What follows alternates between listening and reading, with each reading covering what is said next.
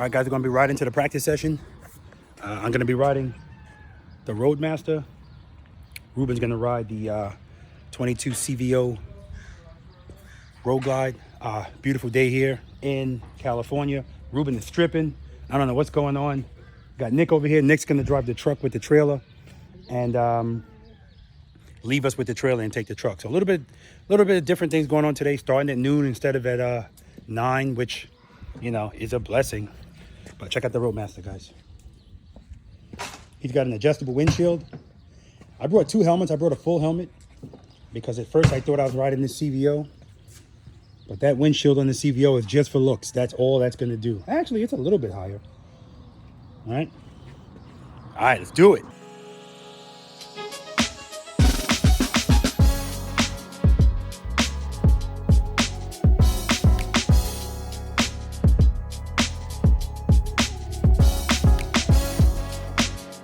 Good. Keep it loaded. Keep it loaded. Keep it loaded. Keep it loaded.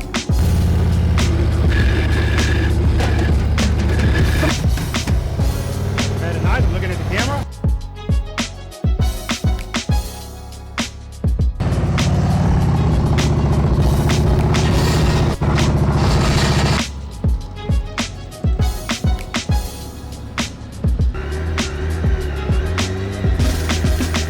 Heading on. Good. Good. Good.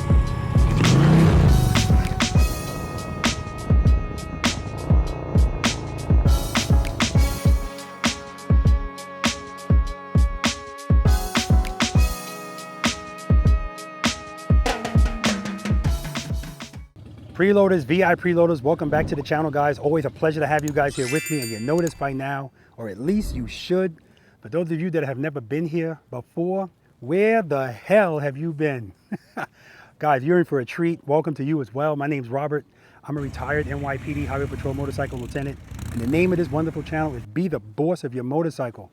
Guys, I'm so happy, I'm so excited to welcome you to practice session number 72 here in Southern California. Yes, this is the practice. This is my second practice session here in Southern California. I'm at the First Assembly Church here in Lake Elsinore.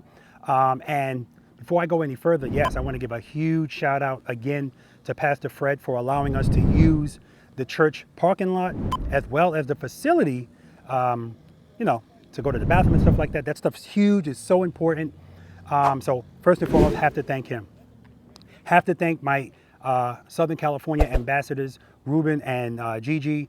They just are just awesome. They've done so much for myself, Anita, and you guys, Preloader Nation, just above and beyond, and I appreciate them immensely. I love these guys. And lastly, I want to thank Jimmy. So you see this beautiful 2022 CVO Road Glide? This is Jimmy's motorcycle, or one of his motorcycles. Jimmy was in practice session number 71. And he might be stopping by here today, but not to participate. But this is his CVO, and he said, yeah, Robert, you can use my CVO for a practice session. And, you know, I thought it was a joke. I was blown away by the generosity of that, and the trust in me is just huge. So, Jimmy, shout out to you as well. But anyway, guys, listen, today we're starting at 12 o'clock. I've never started a practice session. That's not true. Based on weather I have in the past, but we started at 9, practice session number 71. We're starting at 12 today because church is in session. But we're still going to get it in. I'm excited about it. We got some preloaders and V.I.Preloaders here. Of course, we have people that came by just to say hi and shake their hand. And I always appreciate meeting my preloaders and V.I.Preloaders. And guys, I got a special treat for you today too. If you see, I'm wearing my Crossfield Indy Ridge boots. These are the ventilated ones. Yesterday I had on my Comanches. And I wore those boots all day yesterday. Comfortable, right? Comfortable. Today I'm gonna wear the ventilated ones. I already know that these are comfortable, but that's not the treat, right? Again, if you're not familiar, if you're interested in some Indy Ridge boots, you can use my promo code PRELOADED10. You'll get 10% off your entire cart, all right? But that's not even the big news. The big news is if you are familiar with these boots, and most people love them, most people know they're comfortable and they look good, the guy that's running the show, the CEO of Indy Ridge, Steve, he's going to be here today, but he's not just here to say hi. He's going to be participating in this practice session. I'm super excited about that. You know, I definitely wanted to meet Steve because he seems like a great guy. If you wear these boots, I thought it would be important for you to actually see who's behind the boots, who's putting in all the hours of work. And when I say all the hours, yeah, this guy's got a personality like me. He's got a work ethic like I do, so that's probably one of the things I like about him. But he's always trying to improve these boots and innovate them. And that's why if you look at your boots, you might see it says 1, 2, 3, 4, because they're constantly being improved upon, right? And I appreciate that. So anyway, guys, for you guys that have never been here before, yes, we do. This is a practice session. We do practice sessions. I primarily do my practice sessions in Pooler, Georgia. But yeah, I travel as well. And this is the furthest I've traveled so far out here in Southern California. But we do 14 different things out here. And the biggest part of all of this, guys, is this is not a competition. It's not meant to be a competition. It's not spec'd out like a competition. There's no negativity on my channel. There's no arrogance. There's no judgment. None of that silly stuff. Dropping your motorcycle's par for the course is not a big deal. We just want to make sure that the motorcycle is properly protected. And in that type of environment, we can actually learn, right? We can actually learn. And that's what this is all about, guys, right? All right, so I'm not going to talk you guys to death. We're going to get started. You can hear it in the background. I got motorcycles pulling up. Oh, look at that. Another gold win. I don't know if it's a DCT. We'll find out. All right, so anyway, what we always do, we're going to meet the people that are going to be participating. We're going to find out who they are, where they're from, what they're riding, how long they've been riding. More important to me, how long they've been practicing slow speed riding, and what they rate themselves on a scale of 1 to 10, 10 being the best in slow speed skills. All right, guys? All right, let's do it. Yeah. What's your name? My name is Steve. Steve, where are you from? I am from Montclair, California. How long have you been riding a motorcycle? Off and on since I was about 19, 20. Okay. What are you riding today? Today I'm on my 07 Street Pub. Ah, how long you had that bike? Since 07? No, I bought it off a friend of mine. It's a special bike to me, Okay. and he was selling it, Okay. so I bought it. Okay. More importantly, how long have you been practicing slow speed riding? I try to practice as often as I can. Ever since I knew I was coming out here, I been putting up the cones a little bit more often. Okay, okay, so, good. So. If you had to give yourself a rating, 1 to 10, 10 being the best slow speed, what are you giving yourself? You know, let's set the bar low. Okay. Like a 3 or a 4. And Okay. Then, you know, we'll see. Okay. So I'm wearing some Crossfields today from Indy Ridge. You familiar with this company? Yeah. How are you? Do you wear Indy Ridge? Yeah, sometimes. That's all right. You know, I think it's no. I'm just kidding. Yeah. I'm wearing the Crossfields too because Now, go ahead. I made them. Yes, exactly. So you are the CEO of Indy Ridge, so to speak? It sounds weird, but yeah. Yeah, exactly. I'm the owner. Yeah. These are the first Crossfields that were ever made, actually. Really? Yeah. So I've been wearing these for about 2.5 years, 3 years. Nice. And guys, this is the guy. I wanted you to meet this guy because I know a lot of people love Indy Ridge boots, and it's one of those things where you could be wearing a product or using a product every day, but you never get to see the person that actually designed and made them. Here he is, right here. This is Steve. Pleasure to meet you, brother. Yeah, I wish I had a little soapbox that I could stay next to. But, Pleasure to meet you, brother. I'm glad to see you out here. Thanks, brother. And when I knew he was this Thanks for close having me. for this practice session, I said, please come out and practice, and he's here, so I appreciate you. Man. I'm a man of my word. Yeah, I might have some cones, but we're going to have some fun. Yeah, we're going to have some fun. All right, brother. Thanks, man. Come on over here, man. I don't got the cooties. Okay. What's your name? Tim Lynch, Tim, where you from? Ridgecrest, California. How long have you been riding a motorcycle? About 6 years. What are you riding today? Honda Goldwing DCT 2019. 2019, all right. We got Yes, another sir. DCT. Very good. Because people want to see the DCTs too. So, you know, it's important to have them out here. Yes, sir. How long have you been practicing slow speed riding? On and off for about a year. I try to get out at least once a week or twice Okay. a week, but I haven't been making it the last couple of months, so I'm kind of rusty. Okay, good. It's a perishable skill. We talk about that all the time. Yes, sir, that's true. If you had to give yourself a rating, 1 to 10, 10 being the best slow speed, what are you giving yourself? Probably about 2 or 3, maybe. Nice to meet you, I brother. need a lot of work. You too, Well, sir. that's what we're here. Thanks, LT. All right. Can you see What's it? your name? I'm Tom Glander. Nice to meet you, brother. Nice to meet you. Where you from? Rancho Santa Margarita. Wow, that's a mouthful. It is. Orange County. Orange County, okay. Oh, Orange County, okay, Yeah, good. Just over the hill. Actually, if we could drive straight through the hill, you'd run into my house. Really? Yeah. Beautiful. Takes an hour to get around, though. Really? Yeah. That's insane. It is insane. They were going to build a tunnel through there about 15 years ago, and they stopped. Anyway. All right. Anyway, How long have you been riding a motorcycle? 48 years. What are you riding today? A Road Glide. ST. ST? What year? Yeah, 23. 23. How you like it? I love it. Beautiful. I That's used what to like ride hear. sport bikes. I went to the Harley shop. I said, I'm done with the sport bike. Let me see what a cruiser's like. Yeah. Nothing more fun in this world.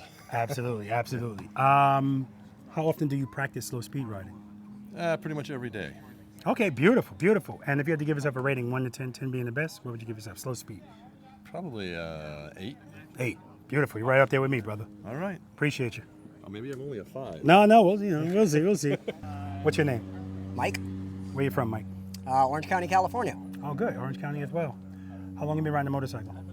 Matter of perspective, I started out when I was a kid. About 20 years ago, I took a break for about 18 years. Got back into it about a year and a half ago. Okay. Beautiful. What are you riding today? 2022 Road Glide Special. And it looks beautiful. I don't blow smoke. You guys know road glides are not my favorite, but I did tell you, every now and then you see one, and there's just something about it that looks good. I'm a chrome guy, and the bars. We're gonna talk about the bars later. How often do you practice slow speed riding? I'll be honest with you, nowhere near as much as I should, and very little. Okay, good. That's why I'm here today. That's what I like to hear, I've brother. seen plenty of your videos, man. I like your style. I'm out here looking to learn and hopefully push my limits so that I can learn. That's what I love to hear, brother. If you had to give yourself a rating 1 to 10, 10 being the best, slow speed, what would you give yourself? 1, Pleasure to meet you, brother.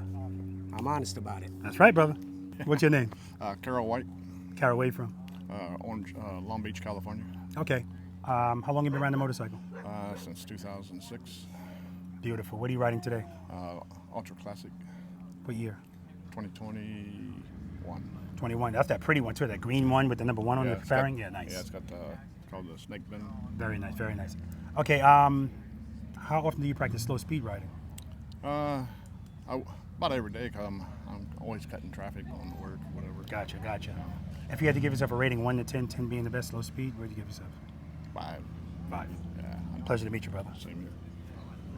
All right, listen, we're getting ready to get started. If you're not in this practice session, I don't care. You can stay right where you are. I don't mind you being in the video. You're part of Preloader Nation. We're a family here, right? That includes you guys. If you want to come over here, you can come over here. I want you to see yourselves in this video too. So when you tell your wife, see, I told you that's where I was. You got video proof. There we go.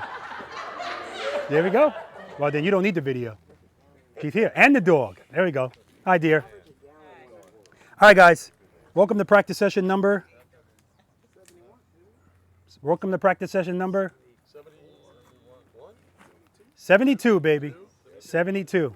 I always do that just to see who's really paying attention to this kind of stuff. My last aircraft carrier was CBN 72. There you go. So that's your reference. If you forget what practice session you were in, just think about that. That's a good number. Yes. All right. I want to welcome all of you guys. I want to thank you guys for coming out. And because basically this is a testament to a couple of things. But A, you are recognizing at some level how important this is. All right. These things are fun, but they can kill you if you don't know what you're doing. And I understand that we are products of our experiences in life. It's the same way how I say the kid that grew up and had nothing but issues and had to work through all those issues, when this person is an adult, they've lived more life than somebody that hasn't had any adversity. So when something happens, they're going to be probably better equipped to deal with it. That's you on your motorcycle. If you don't practice on it and something happens, you're not going to be best equipped to deal with it, right? So we have to first know why we practice, why this is important, and it's different reasons. We practice for I'm sorry. Is everyone here familiar with my channel? Okay, good. Everybody knows the terminology. Preload and keep it loaded. Everybody knows what that means. See, this is what I mean when I say everything evolves, because when I first started this, I didn't even think to ask this question until I'm with this guy and I'm going, preload. He goes, excuse me, what does preload mean? We were at exercise 4. So I was yelling this at this guy for the whole, So anyway, so we practice for right? Because when everything works out smoothly, then what most motorcycle riders know how to do works out. Ride straight, make slight turns. That's what most motorcycle riders are comfortable doing. This is why when it's time to buy handlebars, they don't have to worry about anything. It's just how they look. Doesn't matter how high they are, how wide they are. But once you actually learn how to ride the motorcycle, and now you realize, hey, I can actually turn these, especially if it's a Harley, I can turn these bars all the way. Oh no, I can't reach my clutch, right? So things start to change. Your lens is gonna start changing, meaning you're gonna start looking at other motorcycle riders and noticing things, something that's always been there. But now your lens changes and now you're gonna notice it. But like I always say, don't judge them, help them. Try to. You can lead a horse to water, right? But you can't make them drink, because we know we got a lot of I'm goods out there. But when I talk about life experiences, if you are someone that has almost had an accident, had a bad accident, know someone that's had a bad accident, that's gonna make you say, I wanna practice, right? Or sometimes I'll go to a dealership and just make a U-turn and park, or any place where motorcycles gather. That always starts a conversation, always, right? And like anything else, how I conduct that conversation, as far as I'm concerned, is important.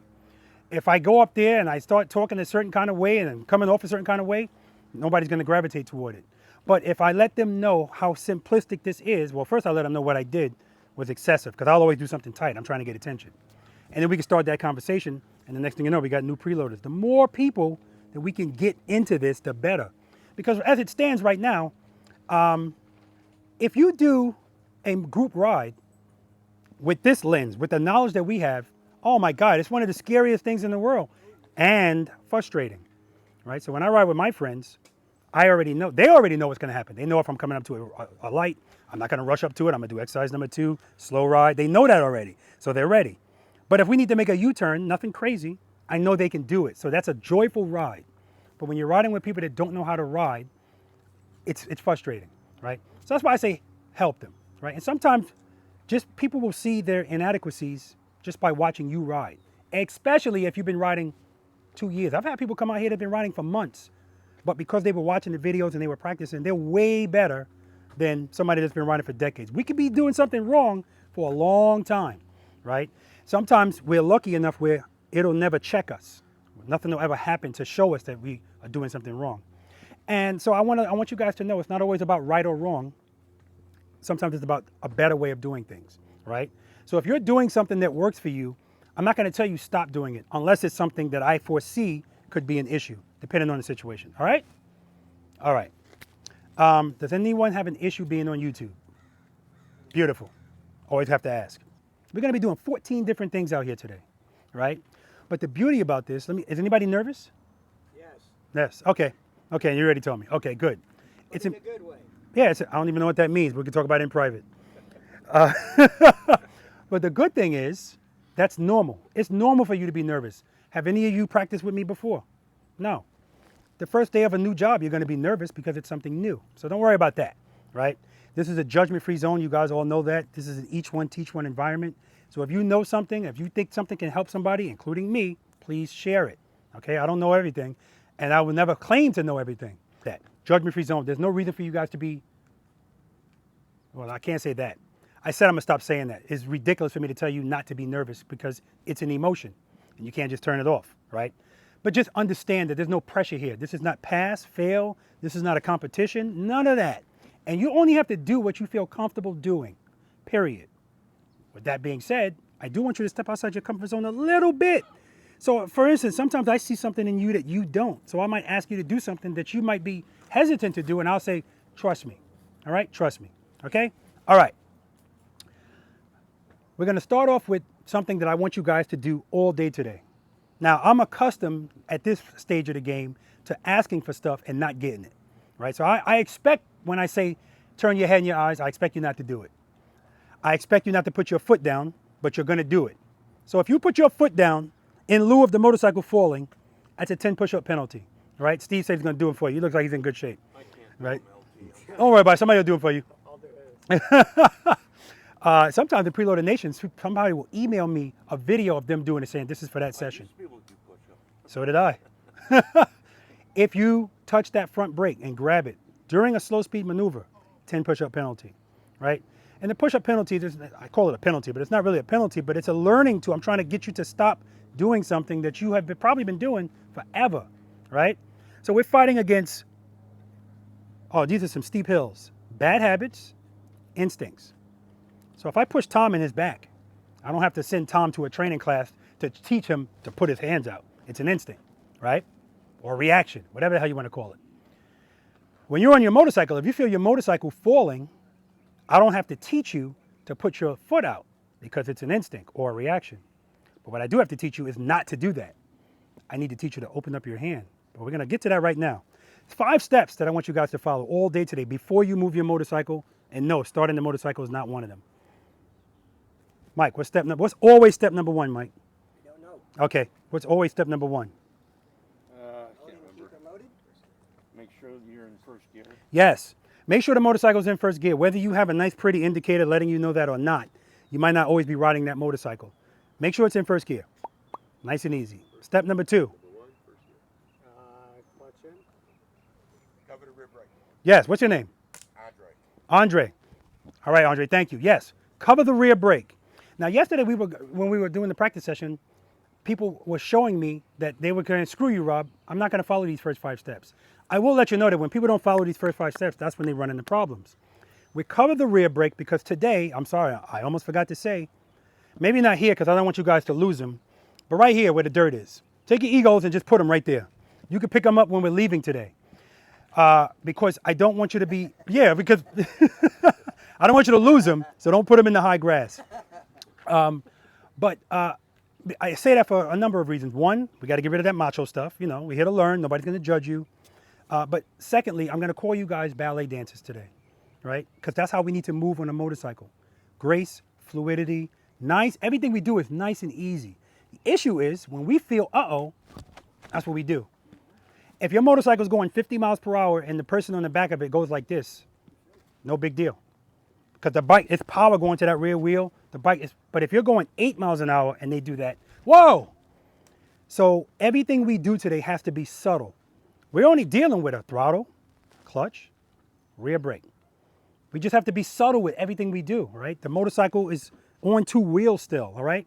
Now, again, I know most of the stuff I'm saying, you guys know this, but that's why we have to practice because we have to build it into our muscle memory so we don't have to think about it, right? And your nerves that you were feeling earlier, I expect to hear that, but just realize, and I don't want you guys to get frustrated today either. And anytime somebody gets frustrated, I ask them, how long have you been practicing? They always tell me the same thing. I barely practice. You don't earn the right to get frustrated if you haven't been practicing. It should be expected that you're not going to get it, right? Now, if you practice all the time and you're not getting it, then by all means, you should be frustrated, okay? All right. So we're covering the rear brake because if we need it today, which we will, our foot's already on it. Now, I don't know about the gold wings, but I don't know about your bike either, Steve, but can you rest your foot on the brake without applying it?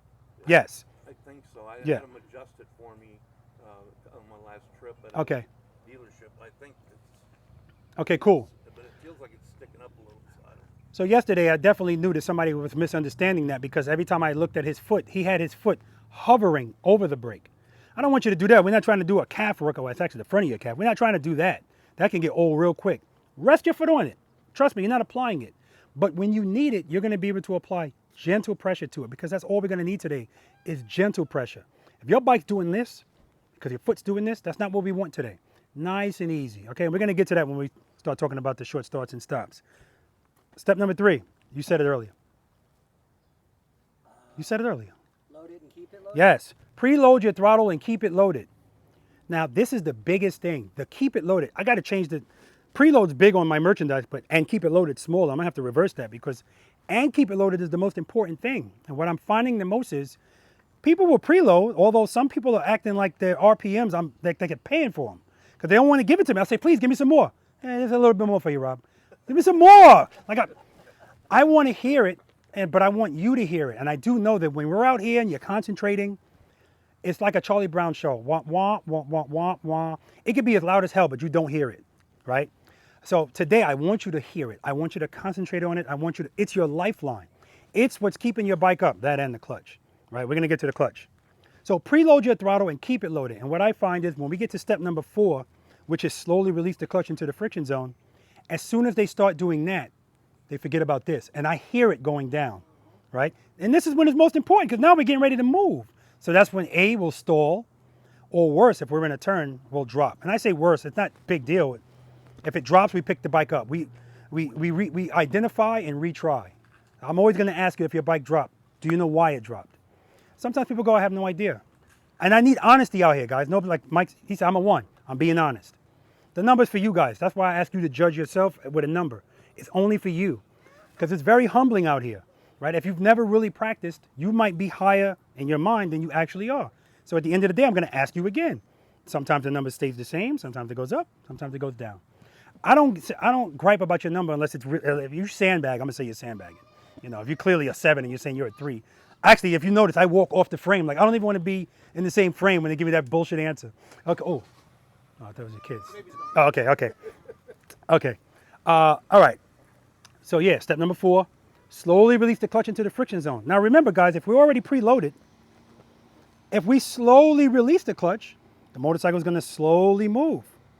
Somebody said to me, why do you call this class advanced slow speed riding? This stuff is not advanced. And I said, my response to that is, and this could be your response too if anybody ever asks. My definition of advanced is something that a small percentage of people are proficient at. The numbers don't lie. Most motorcycle riders are not proficient at this. Something as simple as what we're gonna do first, starting and stopping the motorcycle, which if you look at my first practice sessions, didn't include this. Because in my mind, everybody knows how to do this. But most motorcycle riders are very uncomfortable between 1 and 10 miles per hour, period. So every time you're stopping, what speed range are you in? And that's why you see stops like this, or this foot comes down a couple of times. We're going to talk about that and what's entailed. And if that's you, that's why we do the warm-up exercise first. And that's why this is why it's the first thing when I do private lessons. It's the first thing I do because you'd be surprised how important that is. 48 years you've been riding, right? So he's been stopping a motorcycle for 48 years. He should be a pro at it, right? Because at the end of the day, you can't get away from it no matter what you ride. You have to start and you have to stop. So, but again, if we don't ride with a practice frame of mind, that's what I mean when I say you don't need cones to really practice. Although I encourage you to use cones because I want you to still have some confinement, some level of confinement. And whenever somebody tells me cones just make me crazy, well, what about people? Cars, fire hydrants, anyway, cones help you gauge stuff too. All right. So step number 5, as soon as your motorcycle starts to move, pick up your left foot. Ruben, why not your right foot? See, he was on the phone. I'm just messing with him. The right foot should be on your brake. That's right, because the right foot's covering the rear brake. So that's why we're picking up our left foot only. So let me get this out of the way right now. Coming to a stop. I come to a stop. I put my left foot down. Robert, can I put both feet down? Of course you can, after you're stopped, right? This is a motor officer thing. We all want to look uniform, so that's why everybody's got 1 foot down. But if you want to put 2 feet down, especially if you have a passenger, so he or she can do what they want to do, it's perfectly fine. There's nothing wrong with that, all right? Okay, so we got the first 5 steps down? Beautiful, all day today. If I say, Mike, do me a favor, bring your bike from here to here. Like Tom, when Tom pulled up here, he slowed down, and then the last few feet, he took his bike for a walk, right? We're not duck walking today, right? 1 foot or 2. I want you to challenge yourself. If at any point you think you want to walk your bike, what I'm getting ready to talk to you about is relevant, right? That's where the starts and the stops come in. Okay, so if I ask him to bring his bike here, he's going to follow the first 5 steps, make sure the motorcycle's in first gear. He's going to cover the rear brake, preload his throttle and keep it loaded, slowly release the clutch as soon as it starts to move. He's going to pick his foot up and ride to me and stop. So the distance is irrelevant. There is no reason to walk a bike unless it's broken down, right? Or unless you're walking backwards. Ducks don't walk backwards, so don't worry about that, all right? Okay, so the first thing we're going to do, guys, is a warm-up exercise. First of all, any questions? If you guys have any questions today, please ask them, because don't think it's a stupid question, and somebody else watching this video is probably thinking the same question, but they don't have the luxury to be here to ask it. And secondly, I can almost guarantee you that somebody that's watching this video, something about you is going to resonate with them.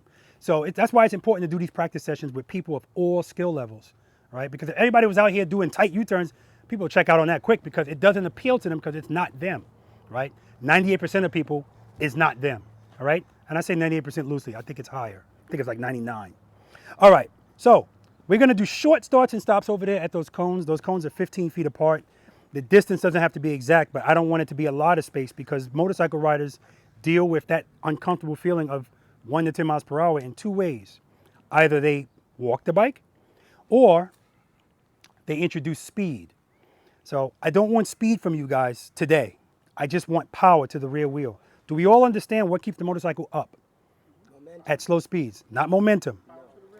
Power to the rear wheel. Momentum is used very rarely, and I really don't want it.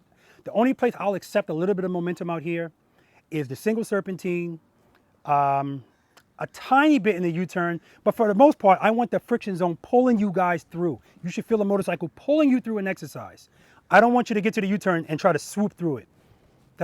We're dealing with skill here. We want to be the boss of the motorcycle. Momentum is the motorcycle doing the work for you.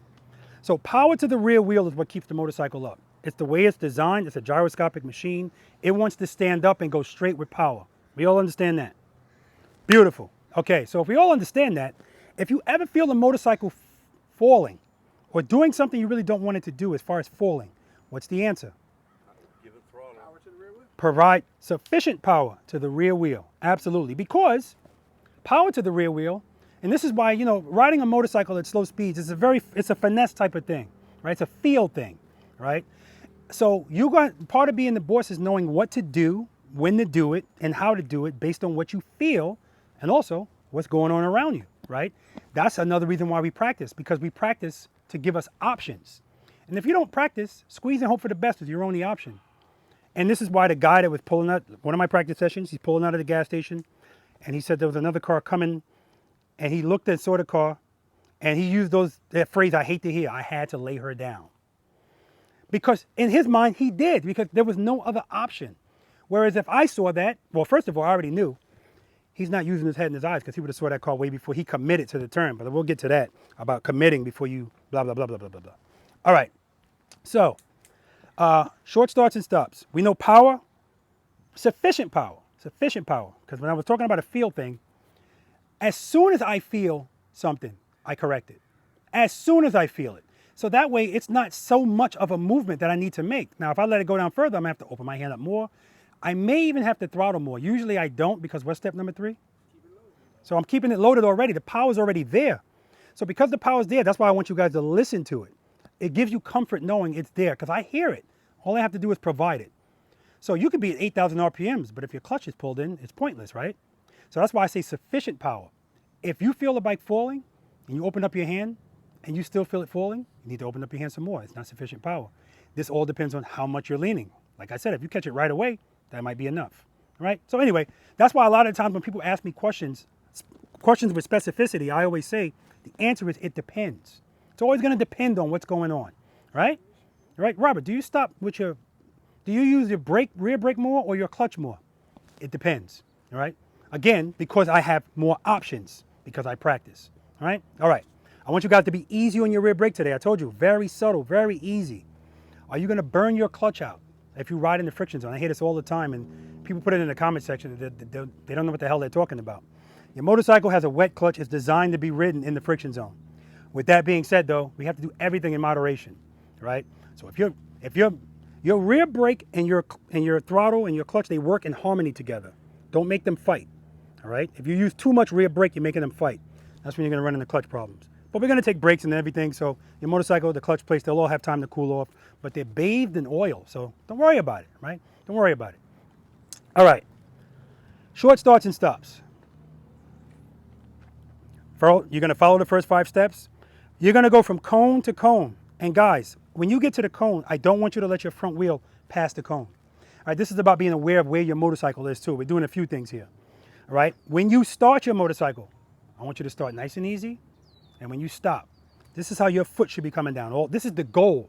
Every time you stop your motorcycle, like that or like that. That's how your foot comes down. Anything other than that, at that point, you're not in control. You're not in full control, right? And what I find is this is more of a coordination issue than a skill issue. They're doing stuff out of order. So I do realize that most people aren't the boss of the motorcycle. So what ends up happening is when people feel falling, that equates to time to stop. So as soon as they feel falling, they grab the front brake, and that's why you see stops like this. When the real answer is, if you're bringing your motorcycle to a stop, most of us pull in the clutch, and that works out fine. I do it. And if the balance works out fine, I can just come to a smooth stop because I'm gradually applying pressure to the rear brake, rear brake, rear brake, rear brake. Bing! I'm timing it. right? Like I'm in control of it. Nobody else is stopping the bike, so I should be able to time it. But you'd be surprised. People are so nervous that they just, anyway. So, but sometimes when you're coming to a stop, the handlebars start doing this and you start feeling that, you know, I call that the coin rolling across the table. That's your motorcycle without power. That coin eventually is going to start to waver and then it's going to fall. That's your motorcycle without power. So if you're not ready to stop, but you're in that wavering mode, how you deal with that, Steve? Downshift. You're already in first gear. Go ahead. Yes, open up the clutch. Exactly. That's the specifics I want. Open up the clutch. In other words, go back into the friction zone, right? Just go back into the friction zone because the friction zone is, that's what I mean when I say I don't want speed, I want power. You just provide that little bit of power. Remember what power does? It always wants the bike to stand up. So if you start feeling this, just opening up your hand a little bit is going to make that bike want to straighten out. But we're on the rear brake at the same time because we still want to stop. So 20% power, 80% rear brake, however you want to look at it. But the point is more brake than power because the goal is to stop. Friction zone, friction zone, friction zone, friction zone. Boop. And when I'm ready to put my foot down, that's when I do the last bit of press on the rear brake to stop that motorcycle smoothly. All right? And then when it's time for you guys to take off, 5 steps, preload the throttle. And when you take off, again, I want your RPMs to, listening to it, I want you to imagine it's on an EKG machine, right? And normally a flat line's a bad thing. I want a flat line, right? I don't want, if it's too low, right? It's too low. Now, can it get you through something? Yeah, it probably could. But I also know that if you preload your motorcycle, as soon as you start opening up your clutch, even if you keep your hand in the same place, you're gonna hear it go down a little bit because now it's being engaged. So if you're starting out low and you do that, it's a good chance that it's gonna stall. So the first 5 things we're doing out here today, we're not leaning the motorcycle at all. Everything is straight up.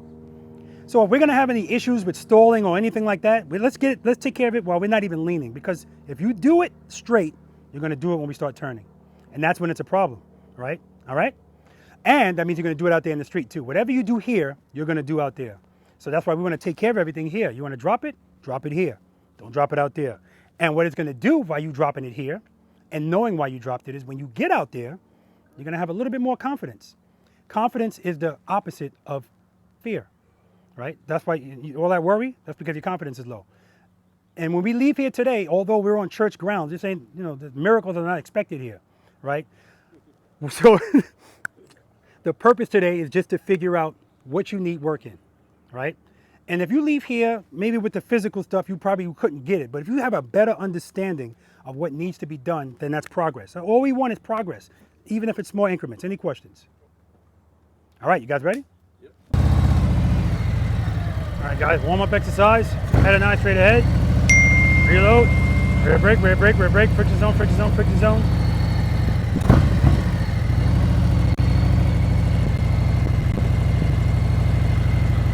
Taking it off nice and easy.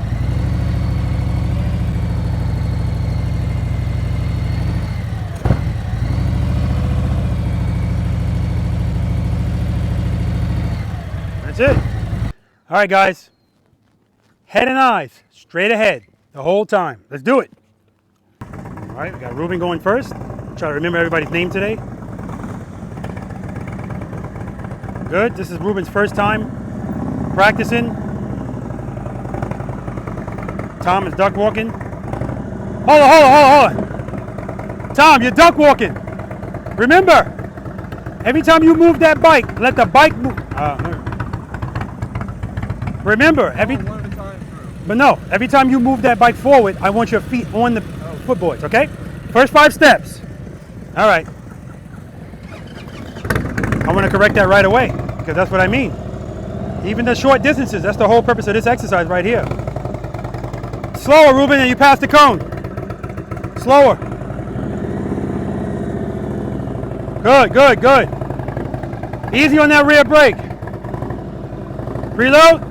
Rear brake, rear brake, rear brake, rear brake, rear brake, rear brake, rear brake. There we go. One more. All right. You can go back by the trailer. There we go. That's what I want to see, Tom. Next cone. Head and eye, straight ahead. Beautiful.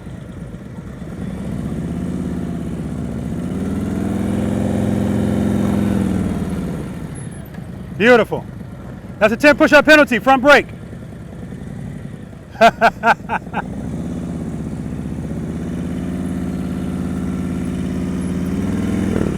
Very nice. And you grabbed it so elegantly. It was just 2 fingers. Bing. All right, one more.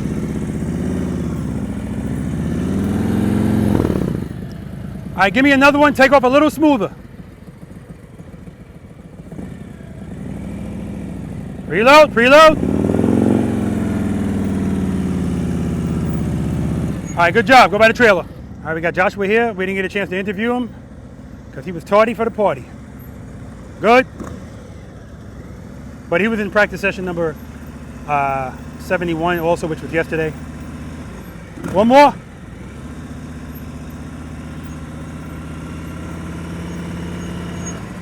All right, good job. Home base. All right, this is Carol.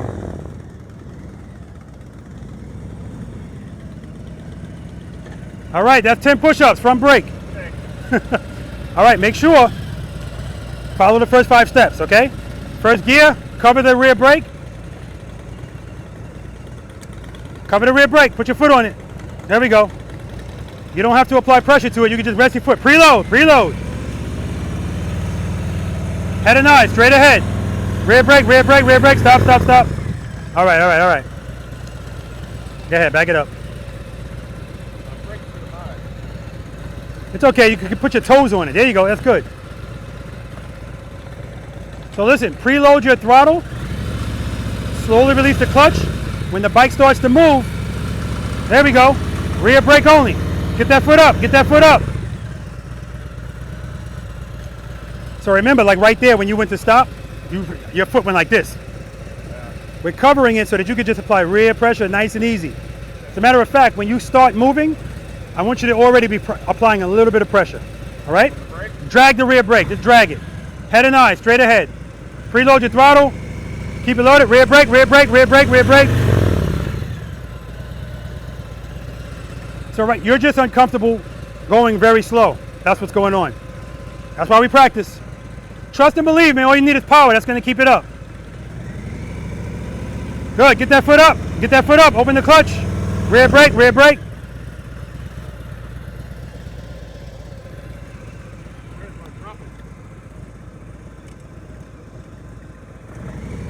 Good, get that foot up, get that foot up. Rear brake, rear brake, rear brake. Good, there we go. That's how I want you to stop. All right, easy. Now see right there, your foot smashed it. All right, go around, I want you to do it again. So yeah, he's extremely uncomfortable at slow speed, so much so that as soon as that bike starts to move, as soon as he picks up a foot, if he does pick it up, he wants to put it right back down. DCT time.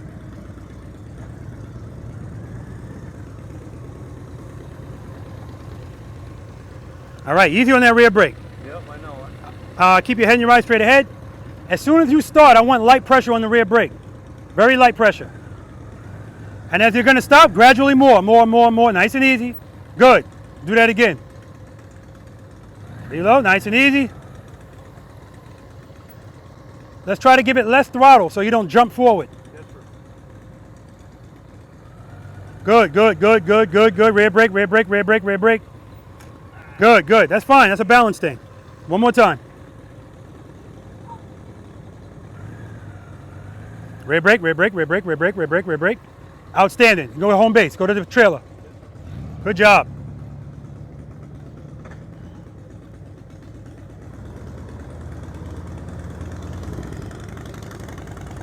Good. Next cone.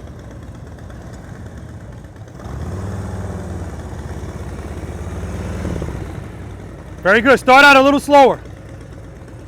Cover the rear brake. What RPM do you recommend? 15 and up. 15 to 2,000. Don't worry about the number, just listen to it. Good. Rear brake, rear brake, rear brake, rear brake, rear brake. Good. Do it again.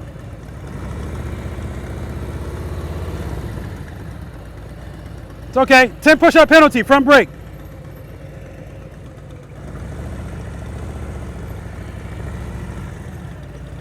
Good, one more. All right, you took off kind of fast there. I want you to take off nice and easy. Give me one more. Nice and easy. Cover the rear brake. That's your best one, man. Good job. All right, Steve. Head and eye, straight ahead, Steve.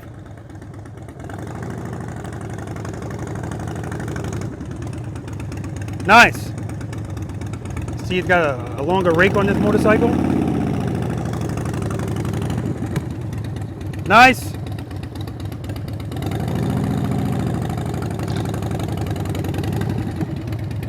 All right, you're starting off nice and slow, but then your speed's going up. I want you to stay nice and slow. Good, good. Foot's covering the rear brake. Good, good, good, good, good, good, good. All right, good job. You know why the motorcycle fell to the right? Because your foot, I saw it go. But good job, man.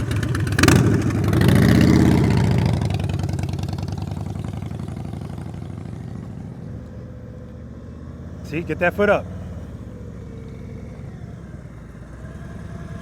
All right. Yeah, as soon as you start this motorcycle, as soon as it starts to move, I want you to pick up that left foot.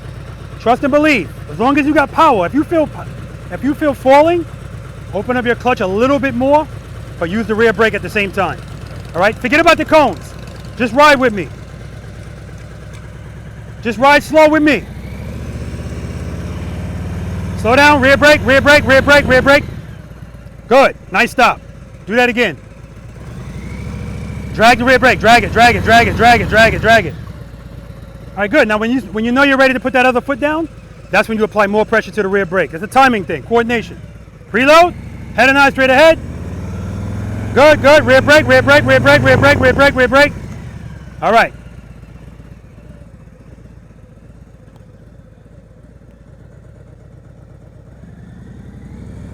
Good. Rear brake, rear brake, rear brake, rear brake, rear brake, rear brake, rear brake.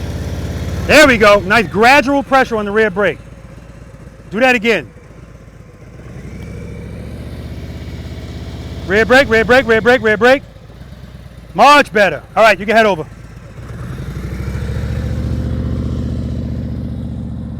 All right, guys, and this is why we do this. Like, we got to take care of some of this stuff right here before we do anything else.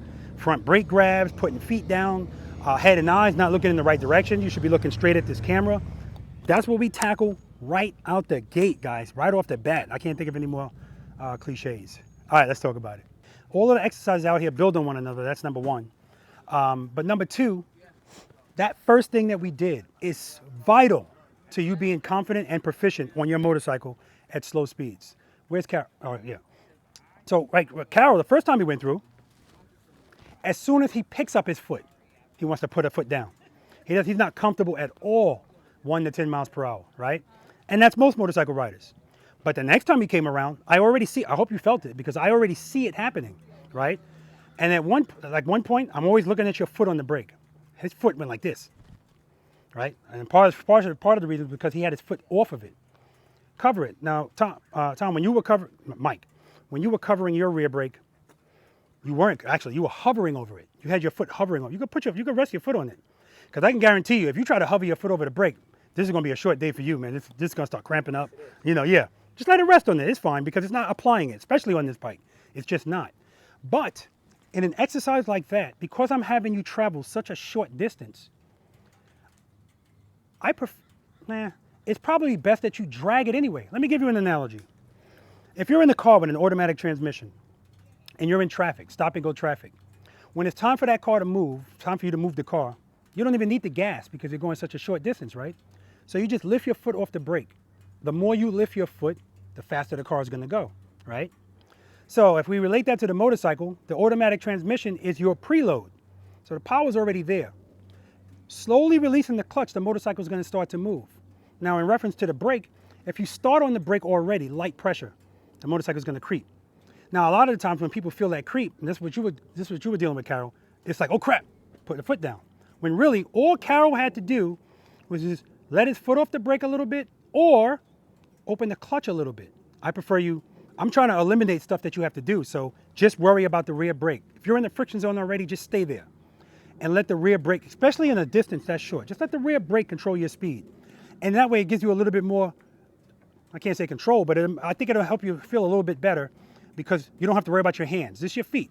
Anytime you feel falling, power is the answer, not putting your feet down. And that's why we do this first, because we got to get, I'm telling you guys, head 9 straight ahead. I'm telling some of you guys, slow down a little bit when you take off, because when we get to exercise number 4, where now we have to make a 90-degree turn from a stop, that burst of speed is not going to help you. So we need to be comfortable. This is why I feel exercises 1 through 4, if you can do a U-turn straight up, that takes more skill than doing it in a lean, because the motorcycle is totally reliant on you keeping it up, totally, right? So all day today, guys, the way you were starting and stopping there, if you were doing it properly, that's what I want you doing all day, just like that. Start, stop. Now, this is what I mean when I say, people go, oh man, sometimes they just want to see the motorcycles moving. You're talking too much. I'm like, this is not a entertainment show, although sometimes it is entertaining. It's teaching something, right? And Tom, all that talking I did, and what do I see Tom doing on the line? Walking this bike up. I'm like, no, this is the exercise. This is what we're doing, right? So, do you have a better, I'm talking to you, Carol. Do you have a better understanding of what I want you to do when you feel, uh-oh? Yeah, right? Exactly, and that's the key. A lot of us know, you can write a book on how to do it. You know the concepts, you know the techniques, but when it comes to applying it, now we got to deal with feelings, right? And feelings, we can't erase those, but we can do something, we can tweak them. Practice is how we tweak them, all right? Any questions? Go ahead. Yeah, would you maybe give me a little rundown on exactly how to load it and keep it loaded? Oh yeah, that's easy. With your bike, right here. Yes, sir. Load it, keep it there. Okay. That's keeping it loaded. Now, clutch is all the way in? before you move, yeah. Because if the clutch is not all the way in, you're moving. So when you preload your throttle initially, the first 5 steps, the clutch is in. But remember, step 4 is slowly release the clutch. So now you're entering the friction zone. Now, how much you go into the friction zone is going to depend on what you're doing. For instance, right here, you didn't need to be in the friction zone a lot because you're coming to a stop almost as soon as you start. So you only give it what you need. And if you don't give it enough and you start feeling this, give it a little more. But you're on the rear brake at the same time. You're countering them. Those two together make the bike rigid. It makes it want to stand up, right? Anytime. So quite frankly, when you started, some of you guys started and you started seeing your handlebars go like this, right? That's what I want. I want to see that, because if your handlebars are straight as an arrow, it means you're just going too fast. Anytime your handlebars are straight, it means the motorcycle has speed behind it, right? But if you're going like this, that's you working it out, right? And every time you feel a loss of balance coming, I hate to use the word balance because there's very little balancing going on, because my balance is not keeping the bike up, power to the rear wheel is. So anytime I feel like the bike is getting ready to fall, I'll say, or I know, turning the handlebar, blah, blah, blah, all I have to do is give it power, because the whole handlebars turning thing is going to straighten out with power anyway, right? But even if I'm going side to side, right, side to side, as long as I'm keeping sufficient power to the rear wheel, I'm on that rear brake at the same time. Now, can you do all of this just using clutch control? Yes, but your rear brake is what gives you control at slow speeds. If you really want to stop this bike, front brake and rear brake in a really stopping situation, but at slow speeds, control, rear brake. That's where you're going to get it from. So, for instance, if I go to make a turn here, right, it's a pretty tight turn. Can I do it without the rear brake? Absolutely. But am I going to have more control of it with the clutch? And what I mean by that is if I do it without the rear brake, I have to make sure that going into that U-turn, before I even commit to it, I have to have my speed at it has to be perfect. Because if it's too slow, the bike's going to fall. If it's too fast, the turn's going to be wide. But if I'm using the rear brake at the same time, I can make minor corrections as I go. I might not need to make any, but I'm covering it just in case, right? This is why we cover the rear brake at all times. And one time, yeah, Carol, I thought you were pissed off at that rear brake because he was like, Rob, can we also say that? Can we say it? Hold on. You ready, guys? Go ahead. Can we also say it that feathering that back brake gives us stability? No, see, I don't like that. I don't like feathering.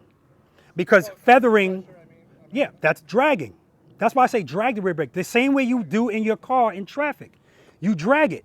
And then when you need to, and so some of you guys, what you were doing is when it was time to stop, you would put your foot down before the bike would stop. This is what I was talking about before about coordination, because we're so nervous.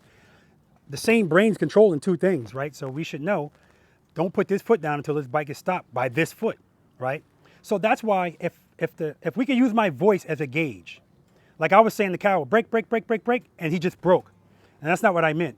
So really it's brake, brake, brake, brake, brake, brake, brake, brake, brake, brake, brake, brake, brake. Right? Right before you're going to stop. That's when the full pressure comes. There's a middle where a lot of people, it's start and finish and nothing in the middle. So that's why everything is abrupt, right?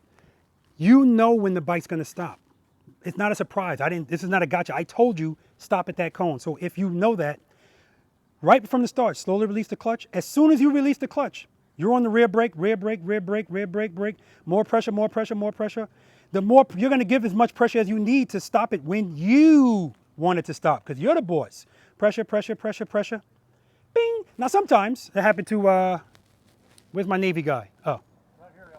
It happened to him where he went to stop and he put his foot down first. His right foot went down. He was like, oh man. Guys, that's fine. We're still on two wheels. Every now and then that's going to happen. But the point is, it shouldn't be an adventure every time you stop, right? It should be far and few between that you have a stop that's not smooth.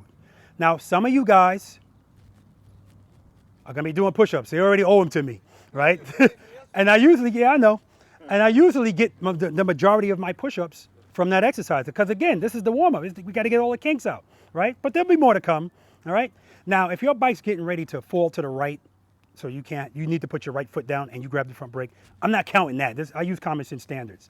But if I know for a fact you could have used that rear brake, but you're just used to doing this, like Tom right away, and I told Tom, and he did it so eloquently. He was like, right in front of me, he looked at me like, hey, what's up? You know? All right, any questions? Outstanding. I'm just gonna have you guys, I'm gonna be far from you. The exercise is you're gonna ride toward me. I want you to go up to second gear, right? This is not emergency braking. It's not about going fast, but I'm just trying to get you accustomed to downshifting, because we know if we're stopping the bike, what should we be doing at the same time? Especially emergency braking, downshifting, right? Downshift the first gear, come towards me, brake, brake, brake, because now we're doing it from more of a distance than what we just did. Front brake, out, front brake, front brake, front brake is fine because we're going about 25, whatever you're doing. Both brakes are fine if you want. At the end of that brake, and Mike asked me this question earlier. He said, his question was, when should I transition to the rear brake? You can transition to the rear brake right before you put your foot down, because again, that's the finisher. That brake is the finisher, right? All I want to see is when you do come to a stop, you're not on that front brake at all. So you're transitioning from the front brake to the rear brake only. That's what that exercise is about. And then when it's time for you to pull off, follow the first 5 steps. And when you pull off, I want to hear a nice throttle. I don't want to hear chug-a-lug. You guys know what chug-a-lug is? Cluck, cluck, cluck, cluck, cluck. And if you ride a Harley, that's the benefit of Harley. It will let you know in 2 ways if it's about to shut off. A, we already know they shake, but it's extra shaking. Like I can see it. It's like, and I always zoom in on the camera when I see it. Because even though the person at that time doesn't realize it, when they go back and watch this video, I was like, oh, God damn. And I'll tell him, go ahead, preload it. As soon as he preloads it, it stops. So that's. You mentioned that in one of your videos too. Yeah. About, we're not gonna hurt the motors, giving it more power. You're not. You're not. We're not going to do it for 5 minutes straight, right? The other way is you should hear it. Cluck, cluck, cluck, cluck, cluck. It's telling you I'm about to shut off. Do something about it. Preload. So your question was, all right, now I understand your question, Mike. You were saying, how do I keep it preloaded? What's the clutch in and out? So if we're in the middle of an exercise where you're in the friction zone, at that point you're in the friction zone, so the clutch is open, but you're still keeping it loaded. Anytime this bike's moving at slow speeds, I want your throttle to be steady. I want you to be able to hear it steady, right? That's your lifeline. Now, once you go into the friction zone, wherever you are in the friction zone, we're going to talk about this later, but wherever you are in the friction zone, for the most part, you can just stay there. Don't worry about it anymore. Just use the rear brake to control your speed, all right? Anyway, but that's what I want you guys to do. I'm going to be down here. You guys are going to be down here. You know what? Screw that. I got to walk. I'm going to be down here. You guys go down there. You're going to ride toward me. You're going to come to a smooth stop. Bing! And then you're going to take off and pull right back over here. And no front brake. No, I want you to start off on the front brake because I want you to go up to second gear. Remember, 1 to 10 miles per hour, rear brake only. Anything over that, if you really want to stop this thing, you need the front brake. So I want you to be using the front brake. Okay. You can use the front and the rear brake if you want. Okay. right? But That's normally how I stop. Exactly. I use both. I'm after as much stopping power as I can get. now Mike said, and again, and that's what you should always be at. But once we get between 1 and 2 miles per hour, we don't need a lot of stopping power. We're already pretty much stopped. We just have to finish it off. So that's why I said that is the finisher. That brake is the finisher. That out of my mind, 'cause No, I no, know do it your way. stop One with less thing both. you have to worry about doing it. Yeah, do it your way. Do it your way. I told you, if it works for you, do it. 20 miles an hour. 20, 25, 30. You can go 80 if you want. I don't care. Just come to a smooth stop. I don't know if you can get to 80 in second gear. But Not a Hayabusa. yeah. Yeah, it's not Hayabusa. Yeah, exactly. Any more questions? All right, good.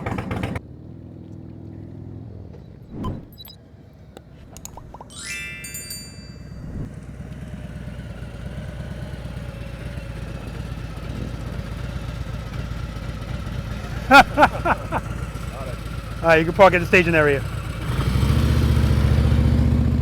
When he took off, he wasn't following the first 5 steps. Foot's off the brake and both feet are out. That's a habit.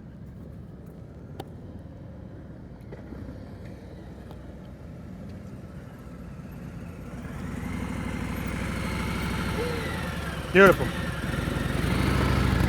Very good. Following all 5 steps. Uh-oh. He's riding the ST, baby. 117.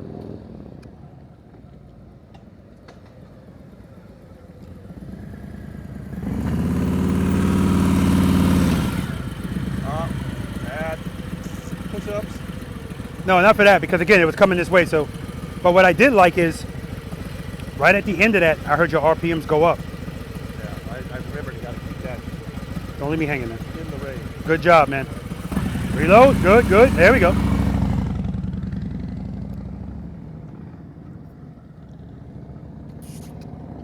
I heard his RPMs go up, but then he just lost it at the end. Excellent, Ruben. Smooth as butter, baby. You hear that downshift? Smooth as butter. You can't hear that engine downshift.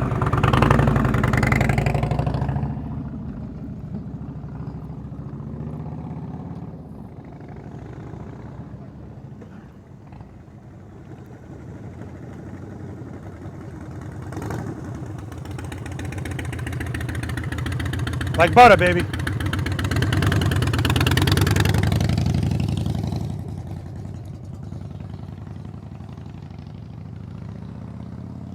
This thing is like smooth as ever, baby. All right, that's 10 push-ups. You're still on the front brake. You told us to use it.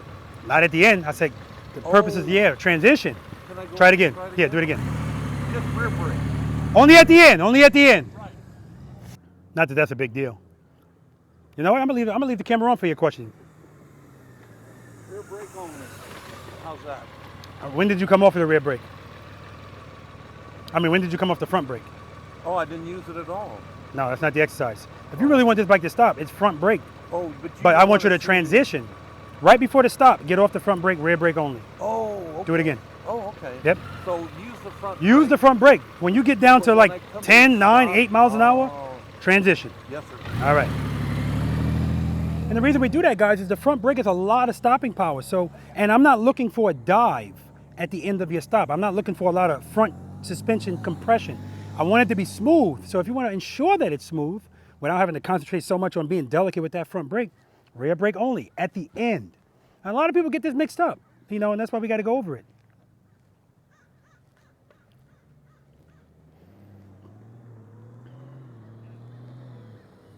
Front brake, front brake, front brake, both brakes, both brakes. There we go. Thank you, LT. All right, brother. Thank Park you over for your there. patience. Oh, come on, man. You're awesome. All right, guys. We're heading to exercise number 2. Huh? Practice makes perfect. No, it doesn't. We're going to talk about that. All right. What are we doing? Slow ride coming up. All right, guys. See, I got to make sure I get right in because, see, Ruben's got an orange. People start getting comfortable. And next thing you know, somebody's taking a nap. We don't want that. See what I mean? All right, so, wait. Tell me your name again. Tim, okay. So the reason you guys saw Tim do it a couple of times is because the first time Tim did it, rear brake only. And he was like, there you go, Rob, perfect, rear brake only. I said, no, front brake then I want you to transition. So that's what the whole conversation we had prior to going out there was. It's the finishing brake, right? If you really want to stop this bike, I don't want you on that rear brake only. That's what my friend did when he rear-ended my motorcycle.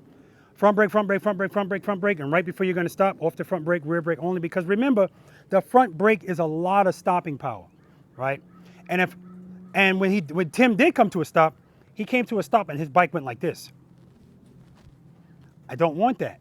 I want a nice, smooth stop. You stop like that in an emergency situation, right? Remember, all day today, we're doing everything smooth and subtle with grace and fluidity, right? We want to ride this bike so that it looks, people are going to look at you when you ride your bike now because you're riding a bike the way most people don't, right? All right, but for the most part, that was pretty good. It was actually really good. Okay, any questions on that? Great. Trust and believe time. Tim said he'd been dying to do this exercise, so here we go. Is there anybody here that does not, I'm going to start asking it this way. Is there anyone here that does not trust and believe that as long as they provide sufficient power to the rear wheel, they're going to be okay? Who doesn't trust it? Okay, nobody raised their hand, that's good. Go 90-10. Okay, good, because I was already going to call bullshit on the fact that nobody raised their hand. Because when I ask that question, people are answering it as if I'm asking, do you know the concept, the technique? I know you understand it, but do you trust it? And we're going to find that out now. Actually, I kind of found it out a little bit in the first exercise. If any time you put your foot down while the bike was moving, you don't trust and believe, right? Or if you do trust and believe, you just don't understand to do it. Well, you can't trust and believe and not know to do it. They go together, right? Anytime you're putting your foot down because you feel falling, you're proving you don't trust and believe. But that's why we got to practice this. Now, Steve said, yeah, I practice this at stop signs. I don't want you practicing this in traffic, right? Unless you're comfortable doing so. The other stuff that we've done, you can practice this anywhere. But if you're going to practice trust and believe and you're not really comfortable, I want you to do it in a controlled environment so that, you know, I don't want you to have to think about anything else. Anybody here unfamiliar with this exercise? All right, we're going to do it over there where it's more room. But all this exercise is you sitting on the bike. Again, there's 5 steps. What's always step number 1, Mike? I don't remember. First gear. Yes. Make sure the motorcycle's in first gear. As a matter of fact, who was it that pulled it? Oh, it was Carol. When Carol was pulling away, I said, good job, Carol. Both Carol's feet went like this. Now, that's a habit. That's all that is, right? As a matter of fact, a lot of riders do it because what's the first C? It's not in my 3 C's of Preloader Nation. 3 C's in Preloader Nation are confidence, control, and consistency. But cool is not one of them. But that's why most motorcycle riders do that because, man, that just feels cool to do. And it looks cool. But it's in direct contrast of the first 5 steps. Cover the rear brake. That's step number 2. So if you're doing that, anytime you guys take off, if I see 2 feet come up, I know you said, here's your 5 rules, Rob. Here's your 5 steps right there, right? Okay, make sure the bike's in first gear. Cover the rear brake like we always do. Preload the throttle and keep it loaded. Now step number 4, we're not slowly releasing the clutch into the friction zone. I want you to bring your clutch right before the friction zone, right before it's going to bite. And when you feel the bike move a little bit, pull it back in a little. I want you right before it. Because step number 5, you're going to pick up your left foot with the bike not moving a millimeter. Don't let the bike move at all. Trust and believe. And as soon as you feel the bike starting to fall, just open up your hand a little bit. Now notice I said as soon as you feel it. Don't just pick up your foot and open your hand. Because again, we're dealing with the feeling now. The feeling of falling. Why don't people like that feeling? Because it's a feeling of not being in control. Nobody likes to not be in control. So, remember I said earlier, if I feel something, I correct it right away. So if I correct it right away, that's all I'm going to need. I'm right before it. If I count to 5 Mississippi, I'm going to have to open my hand more. It's important you guys know too, don't give up. And what I mean is if your bike is falling and you're opening your clutch and it's still falling, don't give up and put a foot out. Just open it up, throttle, it'll stand up. I'm guaranteeing you or your money back. Who did I say I was going to say that to? I told him like that. I said, I'm going to say something to you today that I'm guaranteeing on your money back. If you provide sufficient power to your rear wheel, your bike will not fall. Guaranteed. It's not my opinion. It's a fact. It's what it's designed to do. Okay? And that's the exercise. Now, what the exercise is not, like I already said, don't just pick your foot up, right? And I'm going to say this, but you do what you want. Don't sit there preloaded for like 15 seconds, because sometimes people do that. It's like they're trying to figure it out. No. The exercise is as soon as you feel falling. So if you pick up your foot and all of a sudden you feel falling, it doesn't mean put the other foot down. You're in the exercise. But some people think the exercise is, let me see how long I can keep this bike balanced with my feet up. No. Sometimes that happens. People pick their feet up and they're sitting there for like 3 seconds. But eventually they're going to feel it fall. Open up your hand. And then when you do that, I want you to come to a smooth stop. We're always practicing coming to a smooth stop. Okay? Any questions? Loaded and you dump the clutch and you do a burnout. Okay, so I'm glad he brought that up because I'll always tell you don't pop the clutch. But some situations might dictate that you have to do that. But should you pop the clutch? I don't care. Nothing's going to happen. You're covering the rear brake. You're going to get the bike back in control. The bike's not going to fall with a pop clutch. The worst that can happen is it surprises you. You're not holding on properly and you get thrown off the bike. We don't want that, right? I haven't had that happen once. But I have had the bike pop. I've had a wheelie, it wasn't on a Harley though, right? It did a little wheelie. None of that's a problem. All that means is you said, oh crap. Now people do two things when they hear oh crap, feel oh crap. Either they do this or they do this. More people do this. They pull the clutch in. They take everything away and it's the only thing keeping the bike up, power to the rear wheel. And that's when you see drops and stuff like exercise number 4, just making a left turn and they feel, oh crap, boom. And I say, what happened? I could be blindfolded and tell you what happened. All right, let me demonstrate this for you guys. Now this bike's a little scary because I already talked to you about the clutch sticking. Ugh. Head and eyes, straight ahead. First gear, cover the rear brake. Reload, that's good. I'm gonna open the clutch a little bit to see where my bike's moving. There it is. So I'm good right there. And now I'm just gonna pick up my foot. Smooth stop. Let me do it again.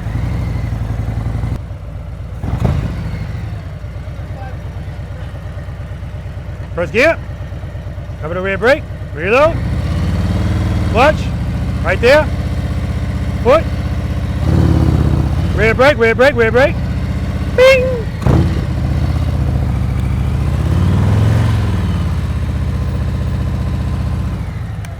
Goddamn road glide, I can't see a damn thing. I don't know what's going on up there.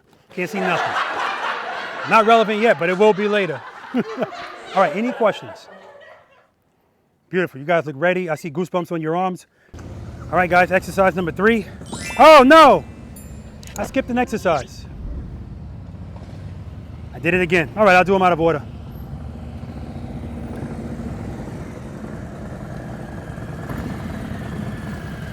I skipped exercise number 2. We'll go back to it. All right, you ready?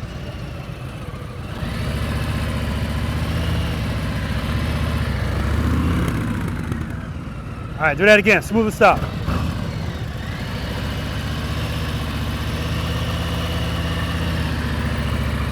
All right, do it again. You were moving. Joshua's always going to get a little bit more. He's trying to be a motor officer. I like the takeoff, but the stop. Nice and easy. It's not an emergency stop. Just stop whenever you can. Yeah, you were moving. Do it again.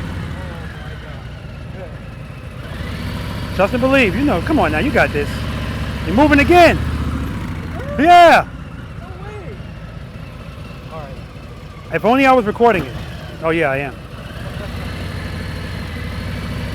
Good, good, good. Foot up. There we go. Smooth stop. There we go.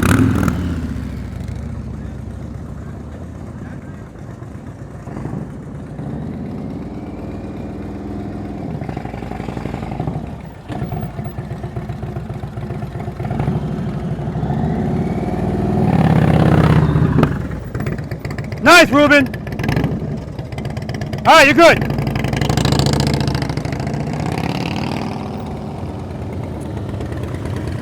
All right, you know what you're doing here? You know what you're doing here?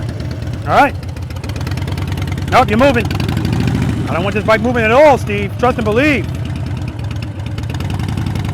All right, stop. Feel your bike bogging? It's because you're in the friction zone by holding it with the rear brake. Don't be in the friction zone right before it. Right before it. We don't want to make it fight. Preload. Yep, you're moving, you're moving. Stop cheating me, Steve. Trust and believe. Pick that foot up. I don't want this bike moving a millimeter. Good, good, good. Come to a smooth stop. All right, give me another one.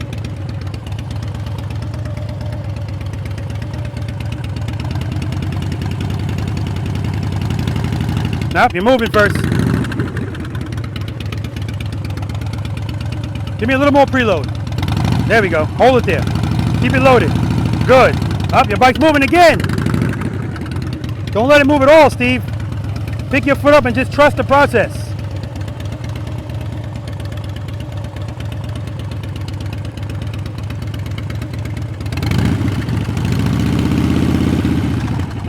All right.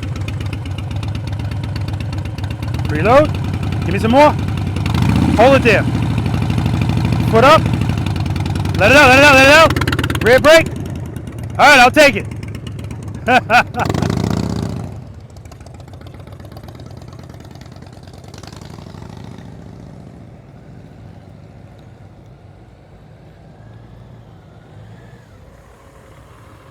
All right. Oh, God, this is hard, LT.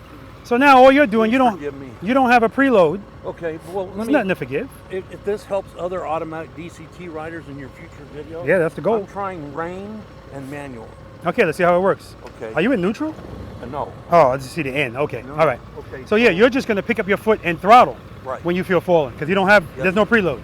All right. So I'm going to preload and with throttle. But you can't really preload because then See you're that? holding it with the brake. Oh, that's what you're trying to do? Yes, sir. Okay, okay. So about right there, maybe. Yep, yep. And pick up your foot when you feel falling. Just let the brake go. I don't want to tip over, LT. Come to a smooth stop. Remember, nice and smooth on the stop. It's not an emergency. Yes, sir. Let's do it again. I'm just nervous. Sorry. I know. Stop apologizing. Yes, sir. Smooth stop. Good job, brother. You're good. You got to pass. There's no pass or fail.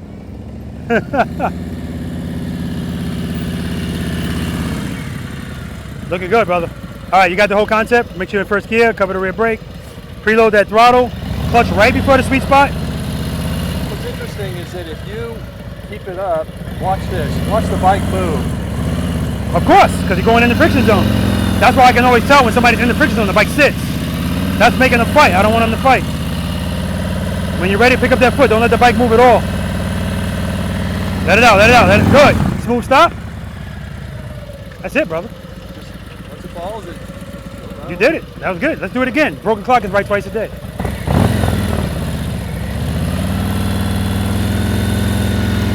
Smooth stop.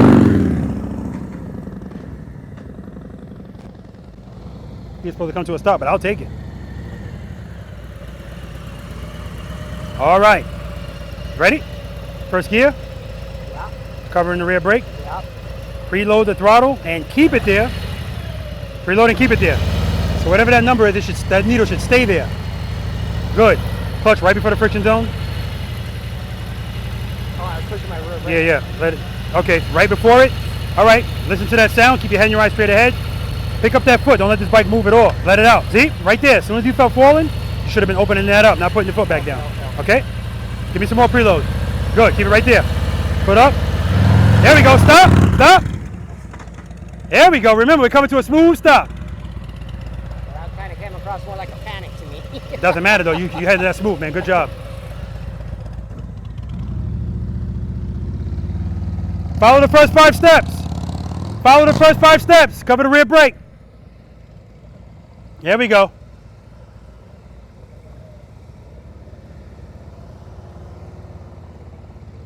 You're good. You're good. Good. Rear brake. Rear brake. Rear brake. Rear brake. Rear brake.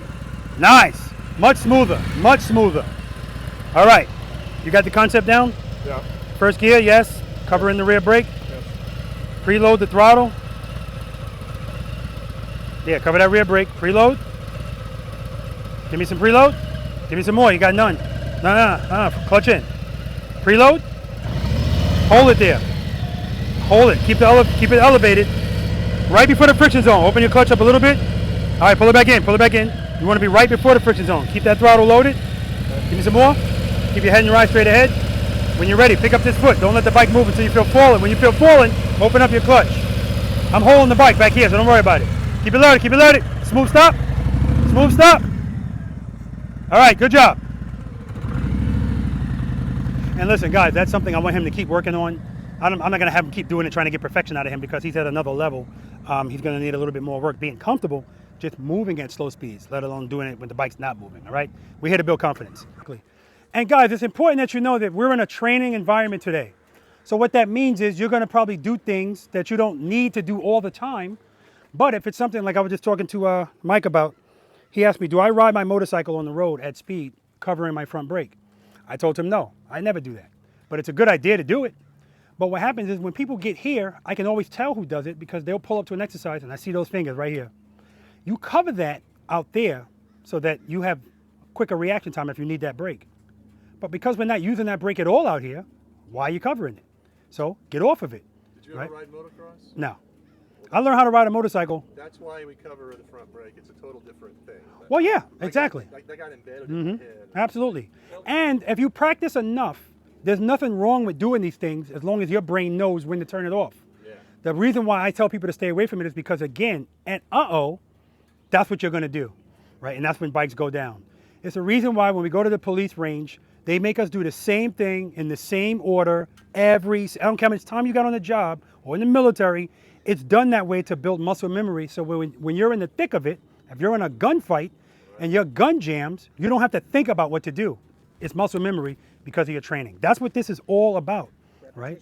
Yes, repetition equals retention, period, right? So if I say do something, like right before Carol was gonna go, again, I saw the feet out, put your feet up. He's gonna have to make sure he does it every time because he's relearning, getting out of the habit of just taking off like this. Now, can you take off like that and everything work out great? Of course you can. Can you stop the motorcycle with the front brake only? Of course you can. But just because something is probable doesn't mean it's the best way to do it, right? Is it true that for us, intersections are the most dangerous?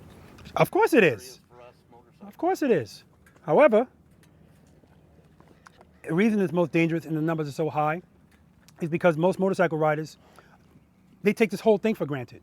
So they're not riding defensively, they're not looking ahead, they're not anticipating, they're not doing any of that. They just want to go ride, you know? And again, if you've never had any close calls in 20 years, then, you know, what's the big deal?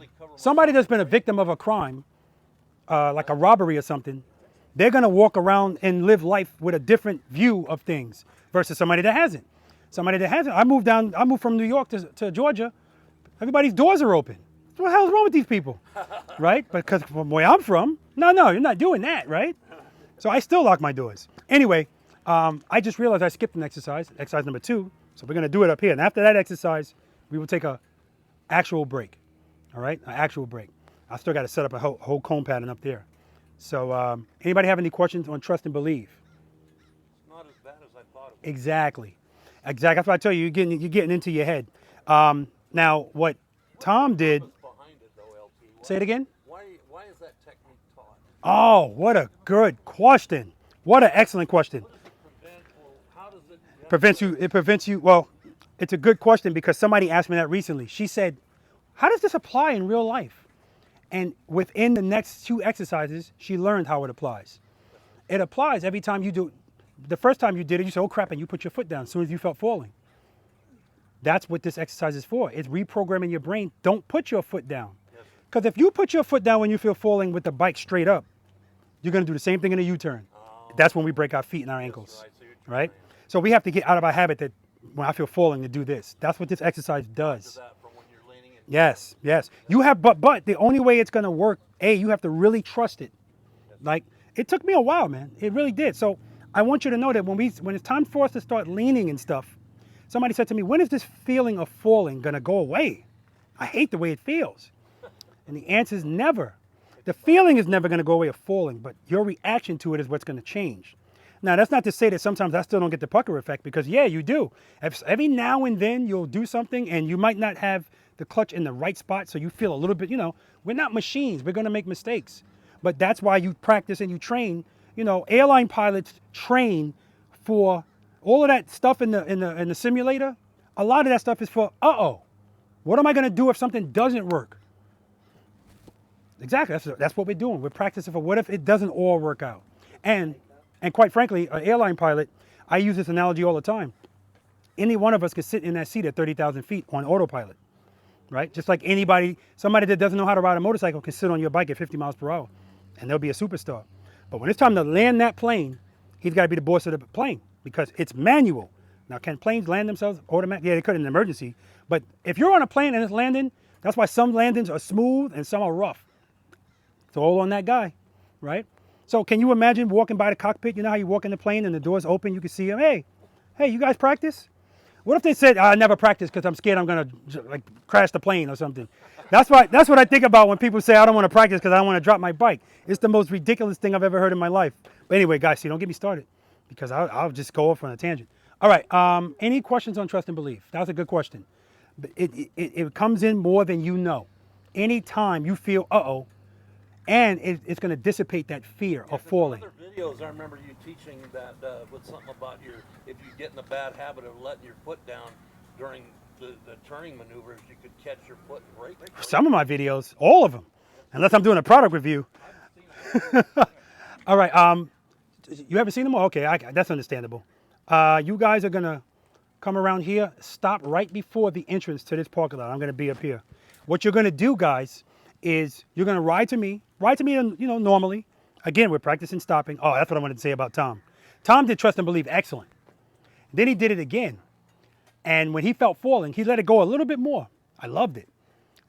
He throttled it, right? But he throttled it and took off. I don't want that at all today, guys. I want you always in slow speeds, right? Because that's control. Now, again, I was happy about this first part. He did it the first part the right way. But I want you guys to know, every time we do something, there's going to be things where I have you do an exercise. When you get to the end of it, like the U-turn, I don't want you to get to the end of the U-turn and then throttle out of it. I don't want that. Because at that point, you're letting the bike take over. I want you in control all day today, okay? All right. Slow ride. Ride to me. You're going to stop, nice and easy. Then you're going to ride next to me as I walk. And you're going to ride at my walking pace, and I don't want you to pass me. Keep your head and your eyes straight ahead. We've already pretty much been doing it. Matter of fact, Tom was doing it when he rolled up to me beautifully. As a matter of fact, when we do the slow race later, I'm putting my money on him right now. And I'll tell you when to stop, and I'm going to tell you to come to a smooth stop while you're doing the slow race. Not in the slow race, slow ride. Questions?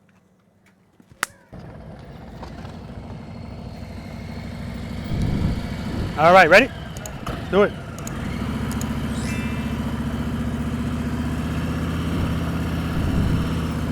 Smooth stop. Let's do it again. It's a balance thing. That's not a big deal.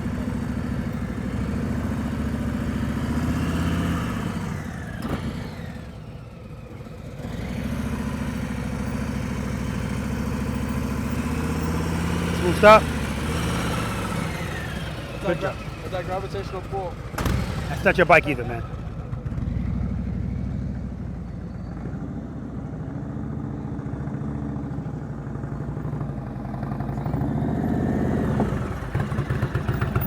Nice. Ready? Do it. Slow down, slow down, slow down, slow down. Come to a smooth stop. There we go. Good job.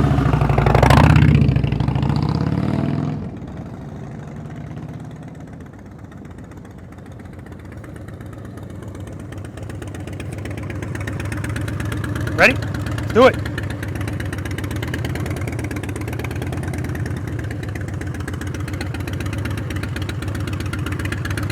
Come to a smooth stop.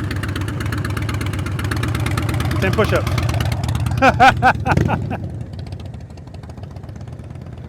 I heard some chug-a-lug there too, Steve, pulling off.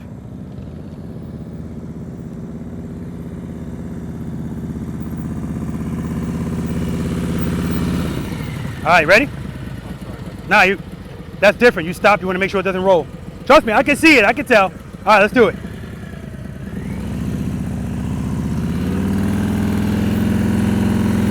Good, good. Come to a smooth stop. They don't get no smoother than that. All right, let's start again.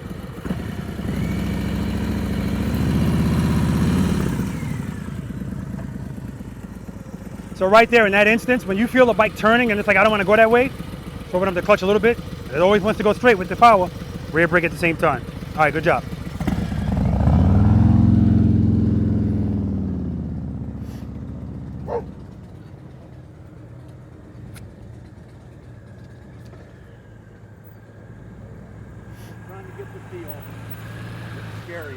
All right, nice and easy. Nothing to be scared of, man. Nothing to hit out here except a cone and me. Right. You're not gonna hit me. I'm good. Ready? All right, head and eye straight ahead. Let's do it. Good, good, good, good, good. Come off the cut. Come off the throttle. Come off the throttle. Rear brake. Rear brake. Rear brake. Rear brake. Stop. You're good. Go park over by the tent. I mean tent. No, you're good. 1 foot up. Oh man, Carol's looking better already. Carol, you're like a new rider already, man. Right from the start, just way smoother. All right, now we're gonna do what we were doing over there, but now you're not gonna stop. Just don't pass me, okay? All right, head and eye, straight ahead, cover that rear brake. Preload, preload. Good, rear brake, rear brake. Good, good, slow down, slow down. Good, good, good, good, good. Come to a smooth stop, nice and easy. Outstanding, man, outstanding. It's like a new man. He's like, I mean, like a new man. Like butter, baby. You ready? Let's do it. Cover that rear brake. Good.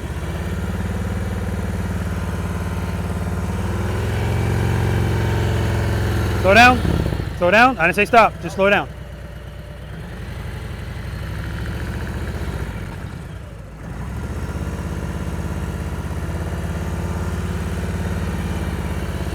There we go. Smooth stop. Outstanding. Good job. Start. Home base. Staging. Yeah, I like that better. Exercise number 4. Right, left turns from a stop. Now, we're not going to just do it from a stop. In fact, we're going to first start doing it in motion. But eventually, we're going to do it from a stop. So this exercise has the highest failure rate. And I always say that. I'm not trying to scare you or anything. But remember, we talked about most motorcycle riders not being comfortable riding between 1 and 10 miles per hour, right? Every exercise that we do out here, for the most part, our speed range is 6 to 10 miles per hour. This exercise is 1 to 2.5. That's what I would like.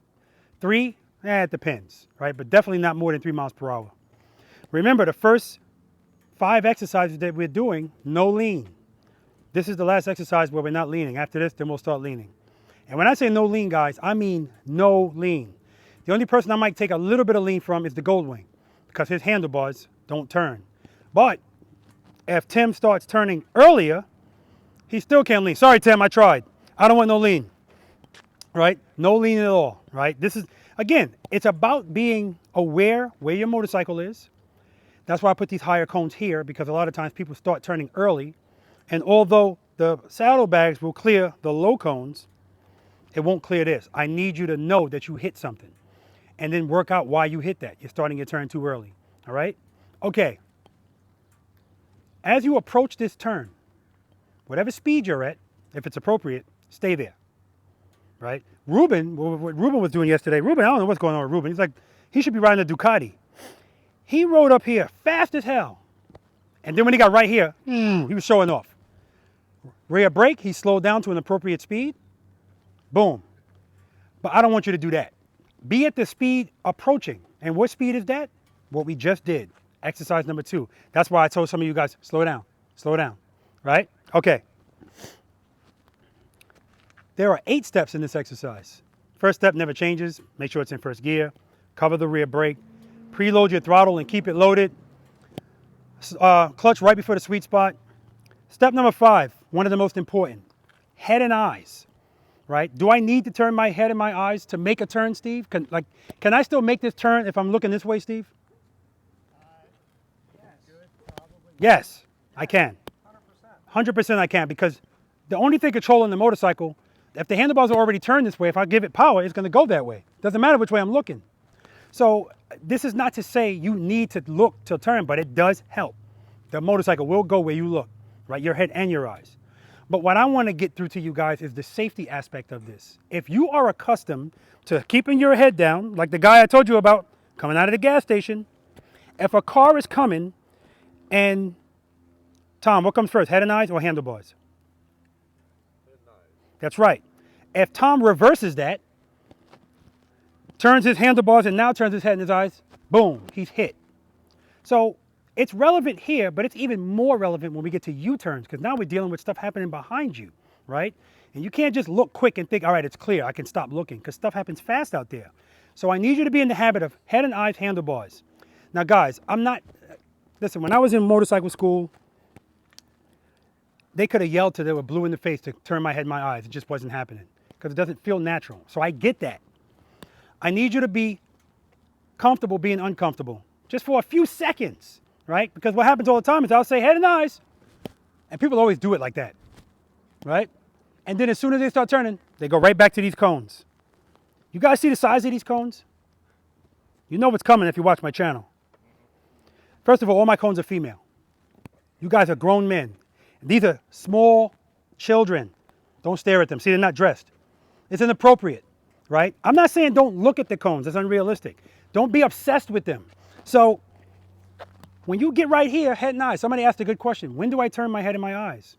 I had a guy riding up to this exercise like this. I don't want you to do that. I want you to look at where you're going, but before a turn, look at where you want to go, right?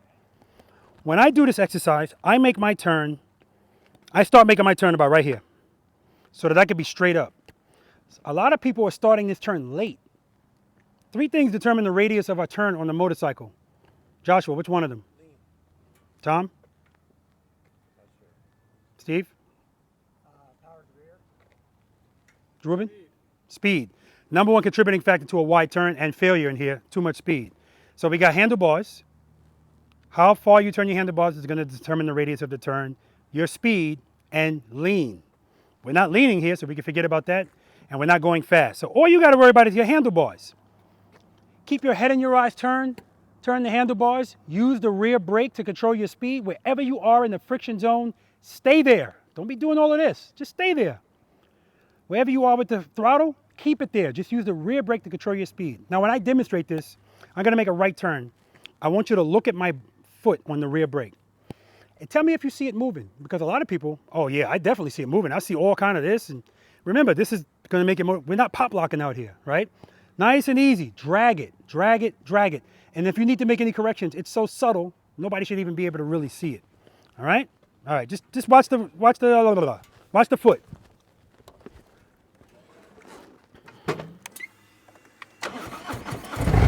First gear. Over to rear brake. Reload. Slowly release the clutch. Head and eyes.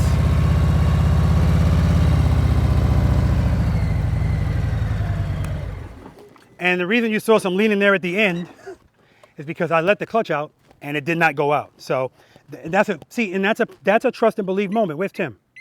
Right here. Yeah, that's a trust and believe moment.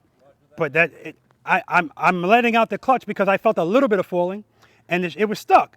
So the bike is still falling. So I just had to wait for it to cooperate, and then I was good, right? Ideally, guys, you want to be in the middle of this lane when you make this turn. If you're over here, we're going to talk about why you're over here, right? It's one of 2 things. We talked about the radius and what controls it. So either you're starting this turn too late, you're not turning the handlebars enough. You don't need to lock the handlebars in here. I don't want you to think that. But the further in you come, yeah, then you're going to have to turn the handlebars more to make this turn, okay? All right, so the first time you guys come through here, we're going to start going left. I want you guys to just go straight through. Don't lean, straight up, straight up. Left, go around, and then we come back. We're going to be coming up this corridor right here. And then when I tell you, you're going to come to a stop. Now, when I do this from a stop, I'm in the middle, and I'm right here. Sometimes I'm here, and when I'm getting freaky, sometimes I'm here, right? If I'm here, how am I going to make this turn? This is just for shits and giggles. Well, no, I'm talking about from a stop. I have to start with the handlebars turn, right? And then what do I have to do? Guess what I got to do, Tim? Trust and believe. I got to let the bike fall into a lean and catch it with the clutch. If anybody wants to do that, feel free. I won't be doing it with this clutch, though. No way. All right? But anyway, my point is that's where I stop. You can stop wherever you want. This is not a competition. Within this box, I want you to challenge yourself a little bit. Don't be back there because that's the same as rolling up to it. Again, I stop in the middle. But if you're making a left turn and you feel more comfortable being over here, which the Gold Wing will be over here, by all means, knock yourself out. But the more you practice this, you're going to start realizing you don't need all that space to make a turn on a motorcycle. You just don't. Okay? And then I'm going to have you guys stop, make the turn, and stop. All right, again, I want you to be in control at all times. I want you to come to a smooth stop. But even before I make you stop, I don't want you making this turn. All right, I don't want that. Control the whole time. We can go fast after this class is over. All right, we're here to ride slow today. Any questions?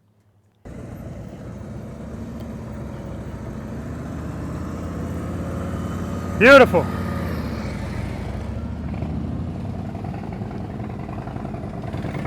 Remember, you got to turn earlier. Just don't turn as much. You're leaning. I don't want leaning.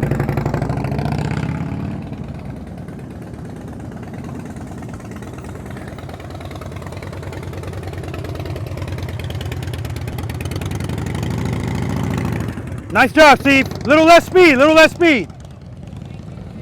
Feet up. Good, slow down, slow down. No, you're not stopping, straight through. Yeah, straight through. Head and eyes, head and eyes. All right, all right, all right. Rear brake, slow down, slow down. You want me to Left turn. stop right there? No, straight through. Head and eyes, look at the camera. Head and eyes, head and eyes. You're looking down the whole time. Look at the camera. But that's a trust and believe. You're gonna stop doing that before every exercise. Just try it, man. Exercise number 2, slow ride. Good, good, good, good. Rear brake, rear brake, rear brake, rear brake, head and eyes. Look at the camera. Keep it loaded. Come on, come on, come on. All right, we're halfway there. Halfway there. Stop apologizing.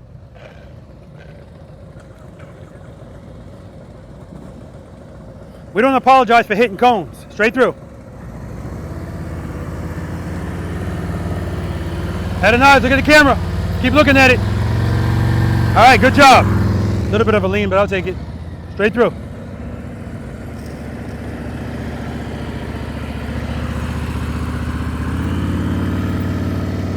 Waited too late to turn. Slow down. Slow down.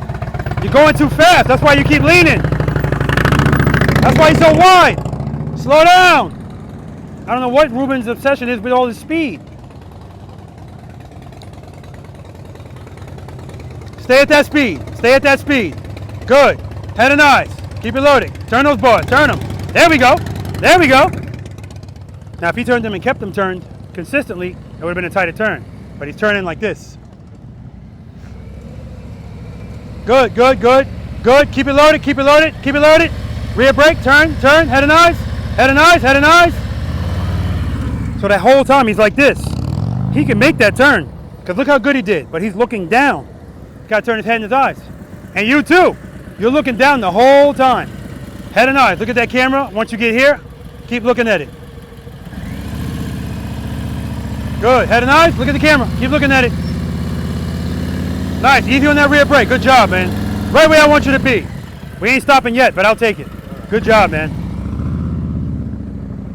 Dude, you Nice, right? right before you're gonna turn. So I'm gonna walk next to you. When I tell you to turn, turn and turn it. Just keep it turned. Just keep power going to the rear wheel. You'll be fine. Here we go, El. Use the rear brake. Good, good. Slow down. Good, good, good. Turn it, turn it, turn it. Keep it loaded. Get that foot up. It's 10 push-ups. Yeah, you can. Stop saying you can't.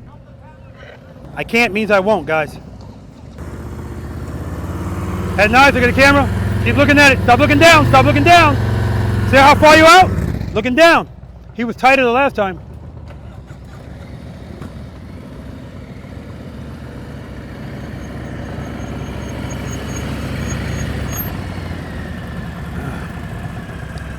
All right, straight through. Head and eyes. Too deep into that turn, man. That's still looking good, man. That's Joshua trying to be, he's trying to be extra there. But again, his goals are different. And I'll take that speed away because his bike was falling. Straight through. Straight up. Straight up. Head and eyes. Turn it. Turn it. So Ruben is starting with the wheel past the line. Right there, right there. That last time that you went, you had that turn. The only thing that prevented it was you're looking down the whole time. If you looked up, I guarantee you would have made that turn. I actually didn't want you to do it. Stop. I wanted you to ride straight through. Okay. Head and eyes. Good. Turn, turn. Keep it loaded. Keep it loaded. There we go. That's what I'm talking about.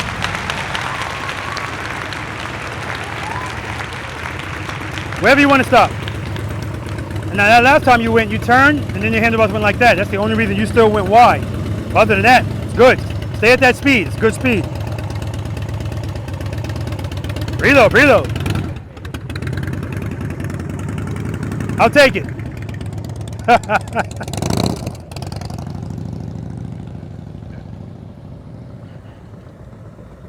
Tim, I can't means I won't.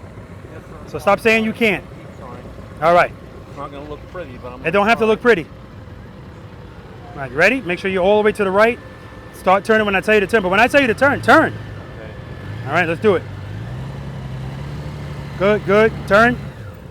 Good, good, good, good. That's what I'm talking about, baby. Don't tell me you can't. We don't do I can't here. We don't do I can't here.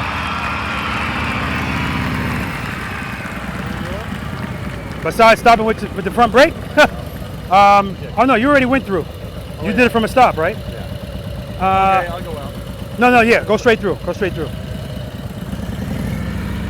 Head nice. Head nice. That's 10 push-ups. Stay. Go from right there. There we go. There we go. So see it right there? Different one. I've never started that before. Yeah, and you know why the bike went to the right? You open up the clutch too much. That's all. Open up it nice and slow. Pick that foot up when you feel it starting to move. Yeah, trust it. There we go.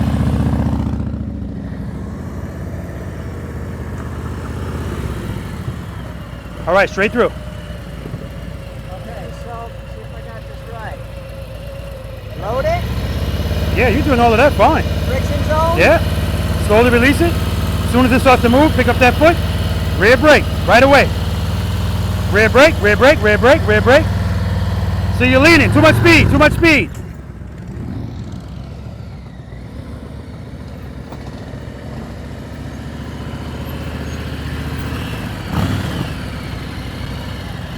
Come to a stop.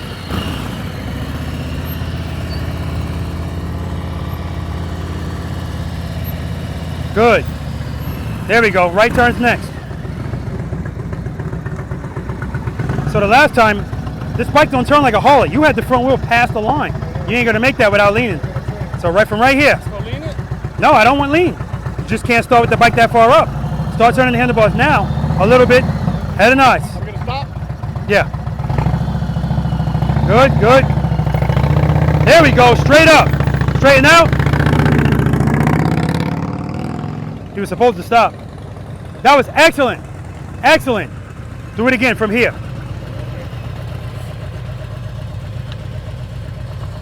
Preload. Slowly release the clutch. Make sure you're on that rear brake. Good. Open up the clutch. Good. Rear brake, rear brake, rear brake. Head and eyes, head and eyes, head and eyes. I'll take it, baby. Take it. He just turned late right there. All right, Steve, you're coming to a stop right here. Preload, preload. Outstanding. Right turn's next. All right, we're over the hump now, baby. Okay, LP. Let's do it again. Yes, sir. Good. Rear brake, rear brake, rear brake, rear brake, rear brake. Turn, turn, turn. Rear brake, rear brake, rear brake. Woo! Trust and believe, baby. If that ain't trust and believe, I don't know what is. Put the foot up. We don't put our foot out while we're moving. All right? Okay, ready? This is where you stop it? No, stop up here. Oh, okay. All right. Okay, now you're just coming to a stop right here. The only thing you did the last time, huh? Go on. The only thing you did last time is it was too much speed. That's why you would lean. More rear brake. All you gotta do is apply a little bit more rear brake. If you feel a mic starting to lean, you know you're going too fast. Straight up. So right before you move, you're on the rear brake right from the start. I am. That's right, you're dragging it. Right from the start, like moving your car forward. That's what you're doing. Okay, so I have my foot pressed on the brake now. Yep. Yep. So load it. Yep. Good, head and eyes. Turn it, turn it, turn it. Back up, yeah. So what happened there? You just didn't like the way it felt. No. You were fine. You're always fine, unless something's right in front of you. You're always fine as long as you have power going to your rear wheel. Okay, keep going back. I don't want you that close. Keep going. All right. Yeah, you're always fine as long as you have power going to the rear wheel. So don't doubt that. There's nothing. I don't care if you hit a cone. Just don't put a foot down. Right? All right. So make the turn, whether you hit the cones or not. Make the turn. Okay. Stay committed to the turn. All right, good. Rear brake, head and eyes. Rear brake, rear brake, rear brake, rear brake, rear brake. You're looking down at him too. Yeah. Don't get frustrated. We just got here.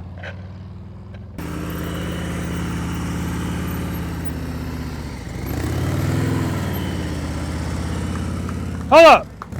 Hold up. You guys remember Tim asked me, when does trust and believe come in? And then what does he do making this turn? That bike was all the way over here. And he just, that's trust and believe, baby. Good job, Tim. All right, go ahead, man. Straight through.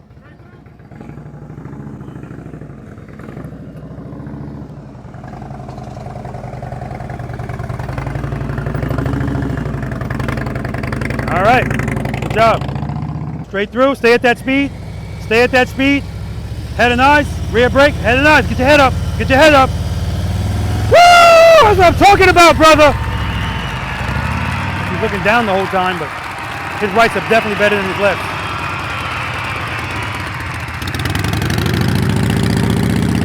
All right, you're turning late, Steve. Turning late. All right, straight through. Good, stay at that speed. Start turning. Rear brake, rear brake, rear brake. No. Trust and believe, baby. There we go. That's what I like to see. You didn't put it down, you put it out. There's a difference. He fought the instinct and won the battle. Love seeing that. Whoa, whoa, whoa. You skipped them. You skipped them. You skipped these two.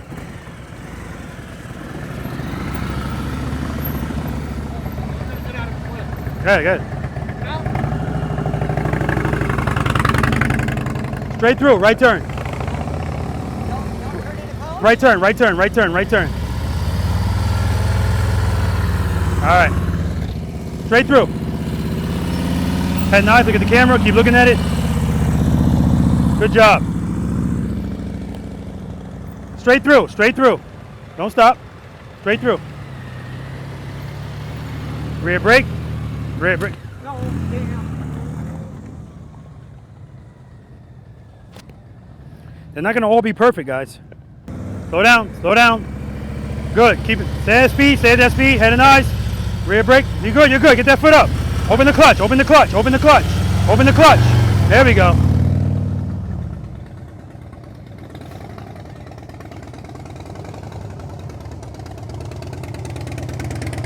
Good, head and eyes, turn those bars. Rear brake, rear brake, rear brake.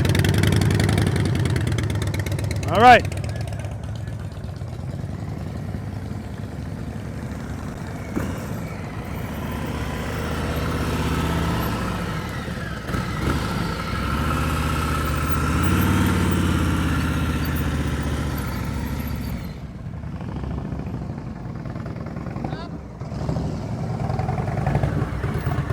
All right, straight up, Ruben. Straight through. Yeah, you need higher bars. You need higher bars. His elbow's all in the stomach. All right, that time you started your turn a little too early, so your saddlebag hit this cone. So you want to make sure you should start your turn. I know you can't see shit with this, you know, when your wheel's about right here, right at these cones. Then start your turn. Okay, so am I starting from here or up there? No, right here. All right. But when your wheel gets there, start your turn.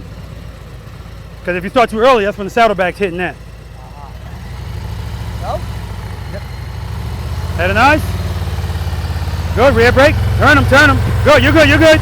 You're good, you're good, you're good. Woo! That's what I'm talking about, baby. He leaned, but I don't care. And that's only because his handlebars are going like this. Wherever you want to stop. All right. Right turn, straight through. Last time your cone clipped this, your bag clipped this cone. Really? So just don't turn too early.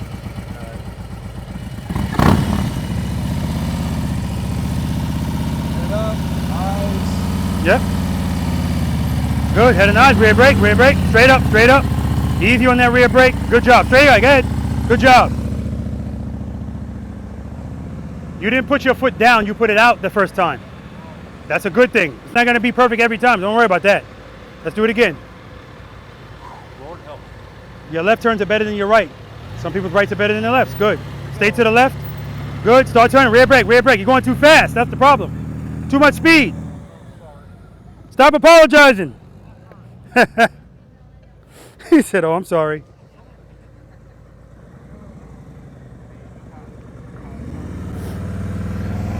Slow down, good, head and eyes. Keep it loaded. Rear brake, good, you're good, open the clutch. There we go.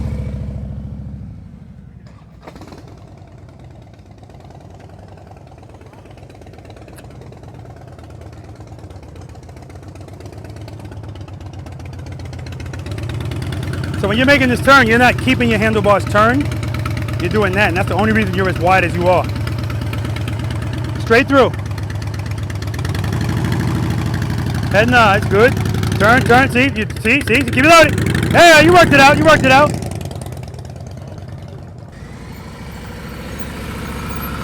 All right, come to a stop, and then take a break.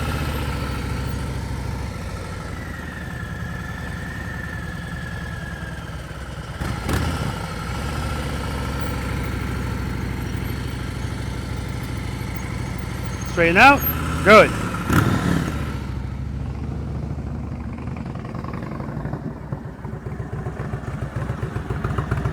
All right, come to a stop, take a break.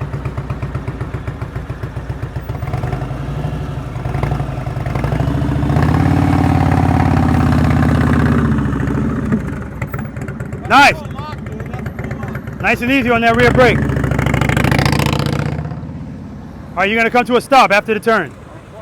No, you're not gonna try, you're gonna do it. Yes, sir. And I don't care if you hit the cone, you're still in the exercise. Yes, sir. Wherever you end up, that's where you're gonna come to a stop. Yes, sir. All right, let's do it.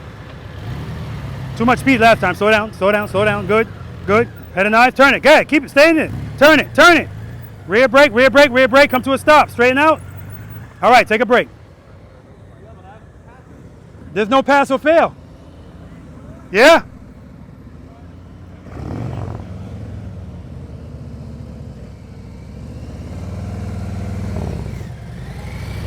Good. Head and eyes. Look at the camera. You're not looking up, you're looking down the whole time. Take a break. All right, now you're gonna be coming to a stop over here. Where? End of the cones? End of the cones, right at the end of the cones. Nice smooth stop. Make sure you straighten out the handlebars before you stop. Yeah, otherwise you tip. Especially if you do that. That's right. All right. At what point do you suggest I turn my head? Right before you turn your handlebars. Because again, if you turn your head and your eyes and there's a truck coming, is there gonna be a handlebars? No, it's gonna be a rear brake. Let the truck go by. So you always look before you commit to anything. Turn, lean, look. Okay. Head and eyes. Good. Trust and believe. Get off that front brake. I didn't touch it until just then. Okay. Good job. Take a break. All right, guys, so that's it. Next exercise is going to be now I want lean single serpentine. Let's see if I get it. All right. So very interesting. Tim said, you want me to do that again? I said, no, you're good. He said, but I didn't pass. What did I say at the beginning? There's no pass or fail here, man. Yeah, don't worry about it, man. I know, and I know you want to keep doing it until you get it. But remember what I said at the beginning. The purpose of this is to show you what you need to work on. That's all, right? All the dimensions of everything we're doing is in the description section of every video.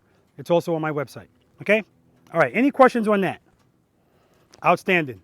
Exercise number 5, guys, single serpentine. Now I want lean. Tim was giving me lean. Ruben's giving me lean. I want it now. Watch somebody don't give it to me. Okay. These cones are 15 feet apart. It's plenty of room for what we're going to do. Now remember I said I want lean. You can't lean if you're going too slow. So we have to make sure we're going fast enough where we can lean, but not so fast that we can't make it through this exercise smoothly. This exercise is covering transitions, because transitions are going to come up when we get to exercise number 7, figure 8, exercise number 8, offset double serpentine, transitions, transitions. And when we transition, I want you guys transitioning like this. Not like this. If you transition slow, this is just going to get tighter and tighter. You're not going to make it, right? Also, see where my motorcycle is? I'm sorry. See where Jimmy's motorcycle is? See how far I am away from the cone. I don't want you guys hugging these cones, and that's what people do. People want to come in here and do the ski slalom, right? Because that looks cool and it's fun. Doesn't take a lot of skill though. This takes a lot of skill because not only are we leaning, we're turning the handlebars. I want you to show the motorcycle who the boss is. That's what we're doing. Nothing crazy. Remember, if you just give me half of what I want in each category, we're good. Meaning, give me half lean, half handlebar turn. You're good. But if you slack on one, you're going to have to compensate for it with the other. So when you start, I want you to start this far away from the cone, but make sure when you turn, you're closer to this cone than you are this cone. And when you come out, don't do this, because now you're right back where I don't want you. I want you wide the whole time. So when you come in here, wide. Soon as I pass this cone, I'm transitioning already. If my speed is appropriate, if I'm going too slow and I transition too early, clearly that's not going to be a problem. But this is what I mean when I say, as we're riding, we're not on cruise control. You're always making modifications as they come up. If you need to do something, you do it, right? I'm going to go down once, demonstrate it, and if there's no questions, then we'll get to it. All right. Listen to my throttle. I'm keeping it steady the whole time. My head and my eyes. You guys are going to be coming this way, by the way. I just have you here now so you can listen to me talk. But you're going to be coming this way. I want you to be coming right for that camera. I want you looking at that camera. Okay?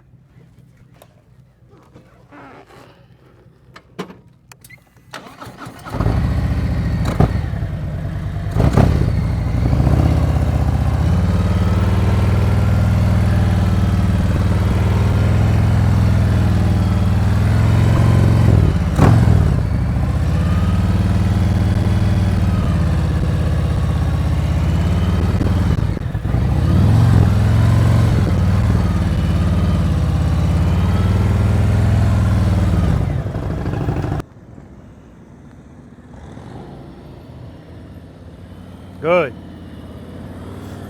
Good. His head and his eyes are straight ahead. Nice, Josh.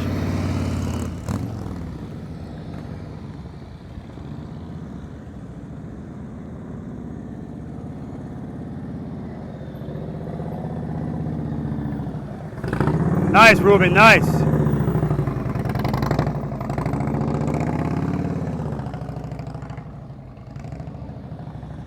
Carol, again, not starting. Following the first 5 steps, going a little fast here. Dip it.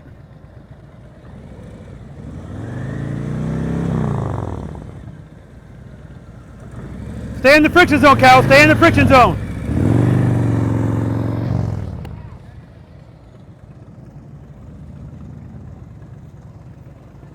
Dip it in. Dip it in. Dip it. Dip it. Dip it. Dip it. Turn those handlebars. Dip it. Rear brake. Rear brake. You're going too fast. All right, you're good. Come back around. Come back around.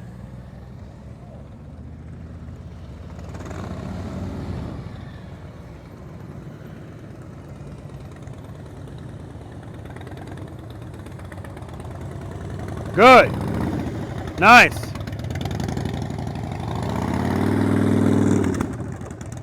Nice. And he's not keeping it loaded the whole time, and you don't have to. That's just one way of doing it.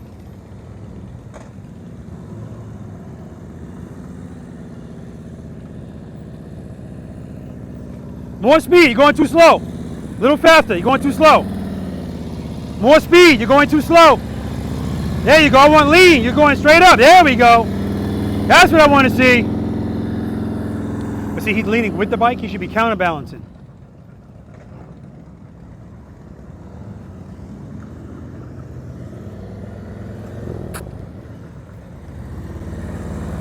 Good. Head and eyes, straight ahead.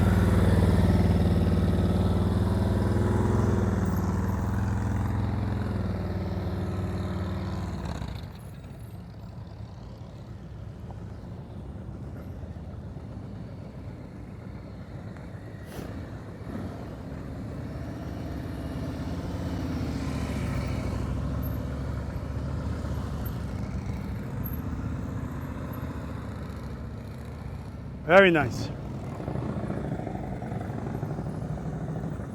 Get those feet up, Carol. No duck walking.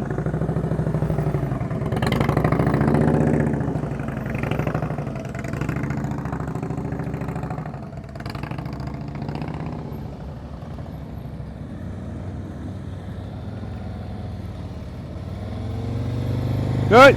Dip it in. Dip it. Dip it. Turn it. Turn it. Turn it. You got to turn those handlebars, Carol. Now you're going too slow. Dip it in.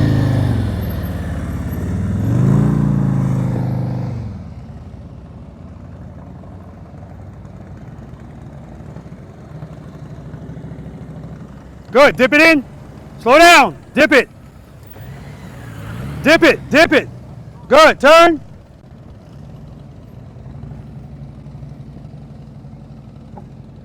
So he's going too fast right from the start. Got to watch the speed.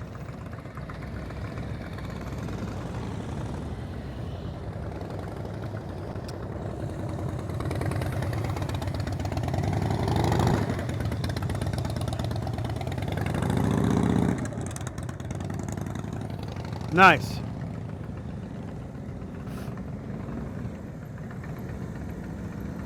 Good. Dip it. Good. Dip it. Transition. Dip it. You're turning the handlebar slow. Dip it. Going too slow. Hey, Tom, stop right there. Stop right there, Tom.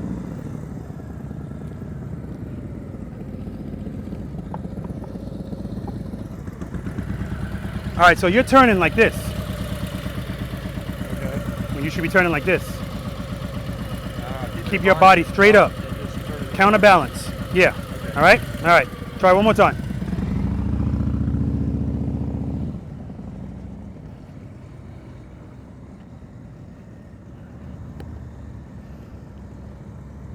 Start out wide, good.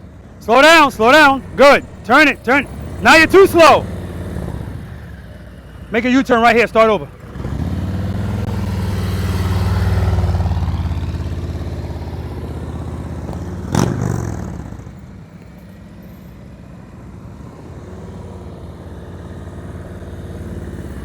Good, good. Turn those bars, good.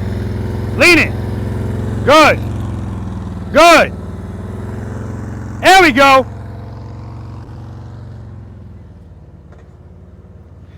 Last time.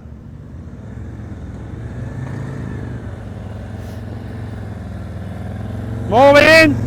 Dip it. Turn the bars. Turn them. Dip it. Turn it. Turn it. Turn it. You're going too slow. Dip it. Dip it. Turn them. There we go.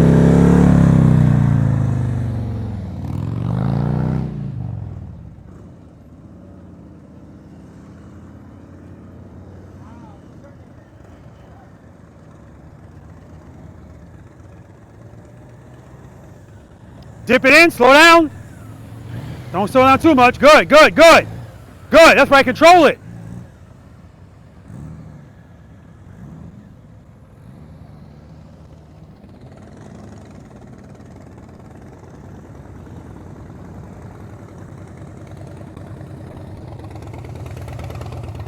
Take a break after this. Good.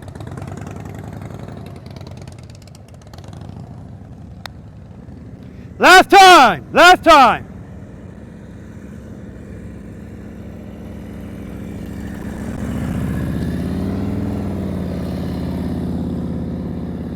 There we go. That's what I want it to look like.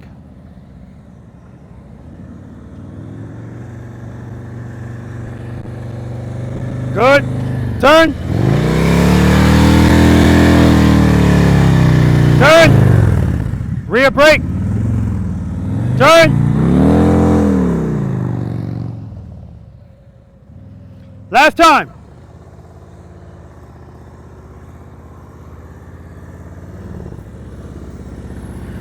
Turn it. Turn it.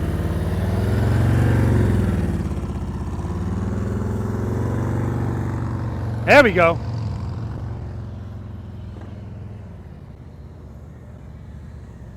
Last time.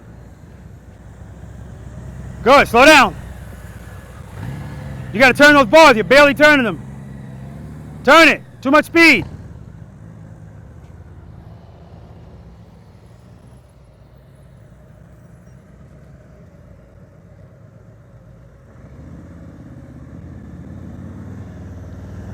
Watch the speed. Dip it. Dip it. All right, turn. Turn it. Good. Turn. Good. Turn. Lean it. Dip it. Dip it. Turn. Turn. There we go.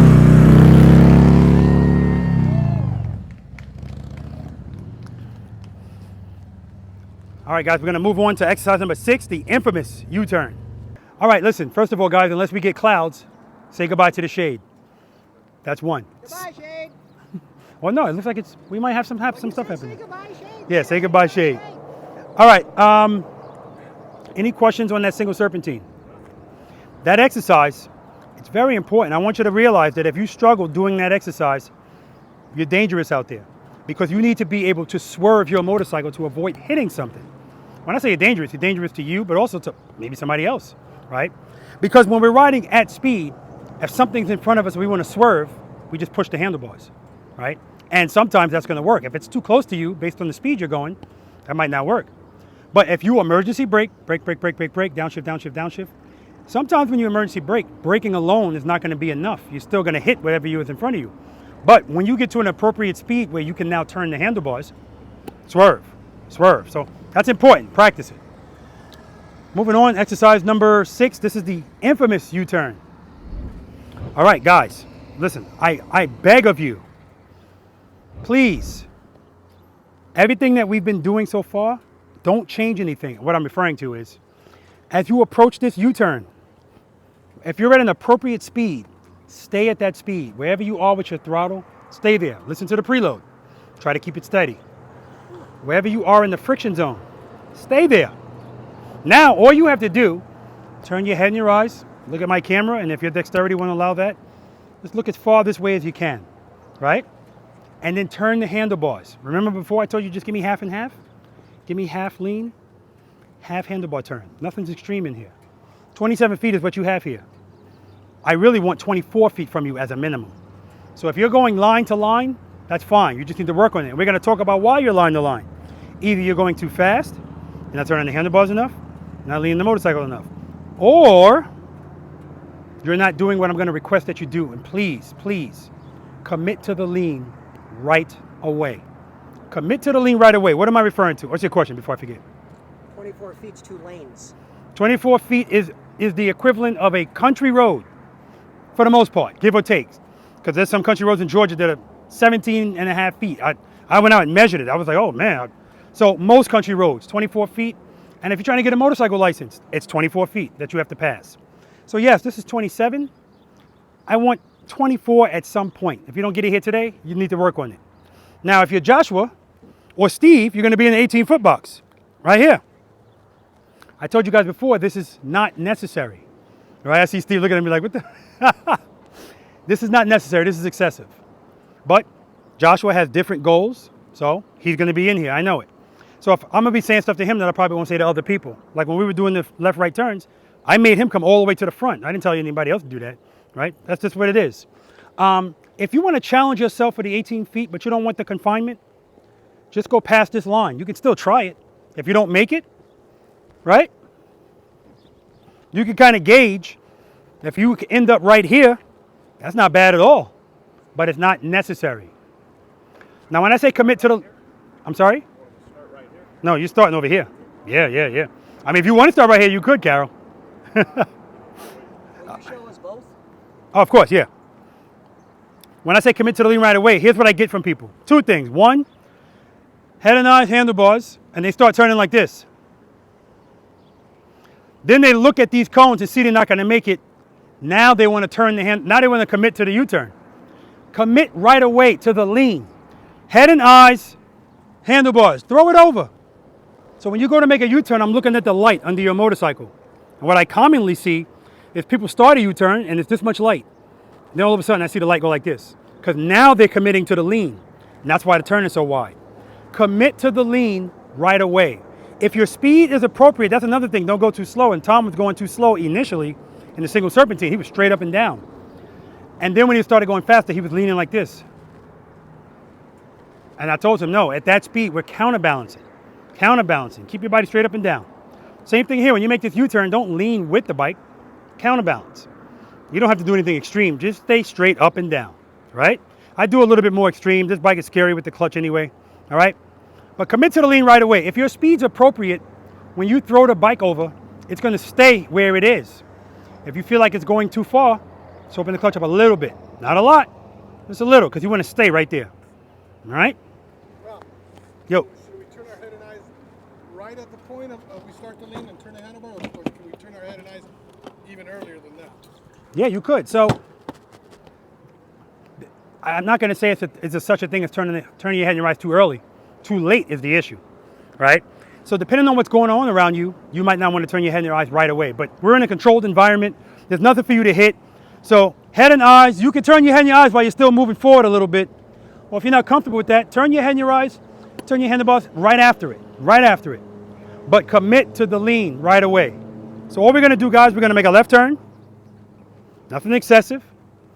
Then when I tell you, you're going to stop right here. I'll be standing there. And you're going to make a U-turn from a stop. You don't have to do it from an exact stop, meaning you can go straight first and then make the U-turn. That's fine. Then I'm going to have you stop, make the U-turn, and stop. Nice, like we've always been stopping all day, right? Now, when you make your U-turns, guys, after you come out of the U-turn, I want you facing this way. I don't want you facing this way. I don't want you, if you dipped the motorcycle coming out of the U-turn, I need you facing straight, because if you're doing anything other than that at that moment, you're not in control, right? You're not in control. I don't want you flying out of here. I want you going out here the same speed you came in, because this U-turn is not about speed.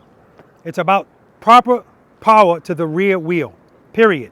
Now, if I say it's not about speed, yes, you could still be going too slow as well, but just remember, if you're going too slow, you can't lean. Any more questions? Yeah.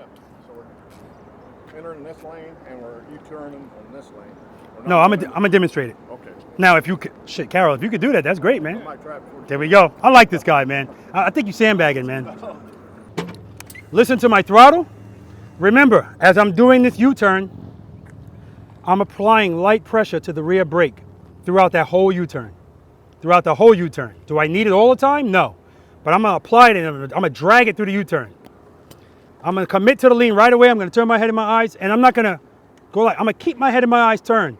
One of the C's is consistency. Keeping it loaded is being consistent. Turning your head and your eyes and looking at something is consistent. Keeping the handlebars turned is consistent. If you're doing this, all that's showing me is every time you felt, uh-oh, you went to straighten out. Just keep it turned. As long as you got power, you're fine.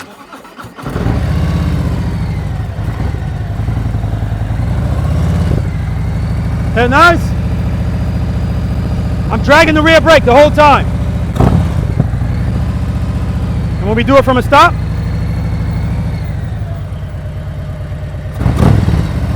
head nice.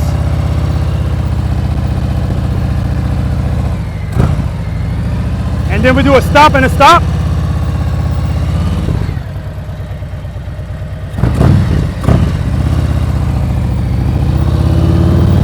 Straighten out.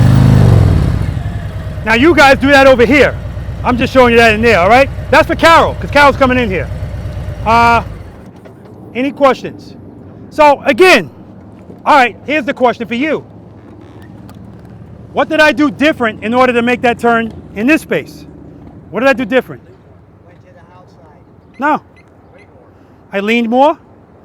I turned the handlebars more. But more importantly, I committed to the lean right away. I don't have space to be up and then lean. Now what you'll see is you can still do that, but what happens is when people do that, they don't lean right away. So then when they lean, now they have to lean excessively. That's when you hear stuff scraping, and that's when you see them not even able to right the motorcycle at the end, because they had to, that's what I mean when I say if you give me a little bit of both, you'll be fine. But if you don't give me some of one, you're gonna have to give me more of the other. Any questions? Do it. You're going too slow, Tom. You're going too slow. You're going too slow and you're leaning with the bike.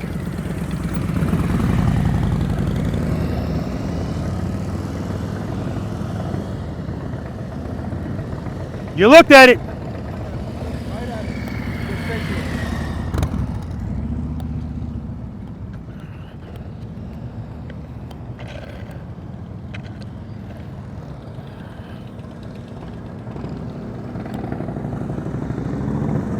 Speed demon.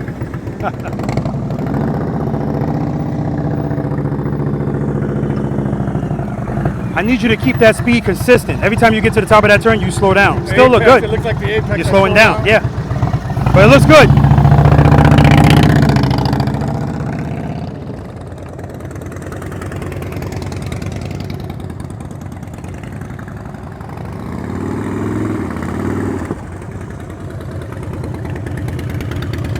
All right, two things. When you make that U-turn, make sure you got the heel of your boot on these pegs. You're like this. Your heel's gonna hit the ground. All right, other than that, make sure you keep that throttle steady, head and eyes. Wherever you are, just stay like that, man. You're good.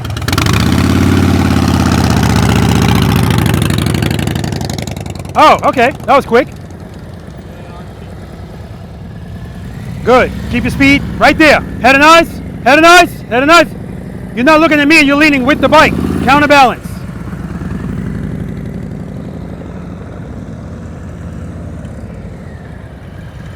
More speed, more speed, more speed. All right, head and eyes, head and eyes.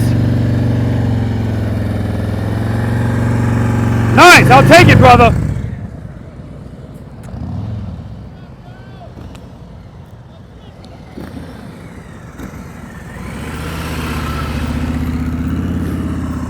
You're not committed to that lead right away, Josh. Stay at that speed, head and eyes. Good, good, good, good. That's what I'm talking about, baby.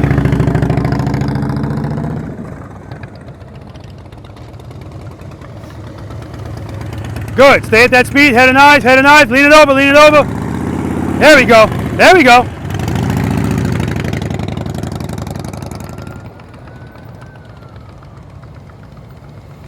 Stay at that speed, don't slow down. Dip to the right, you're too much over here. You're too much over here. All right.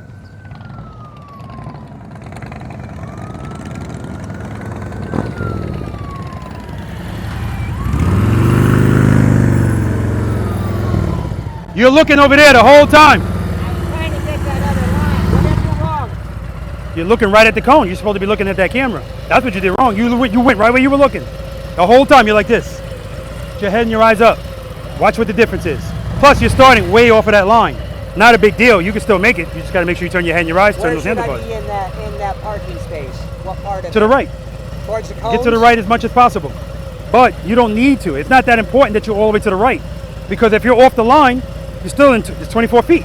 Either you're gonna make either it's gonna be 24 feet and you in right here because you started at the line, or if you start off the line and in here, it's still 24 feet.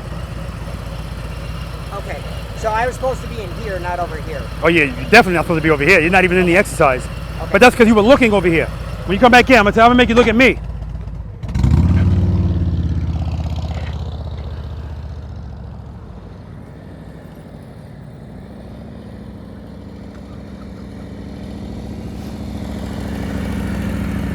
Counterbalance. All right.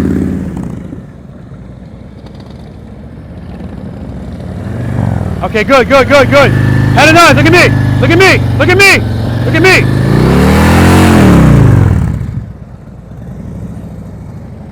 He came to me. You guys think that doesn't work? I said, look at me, and he came to me. I think his bars might be a little high for him as well.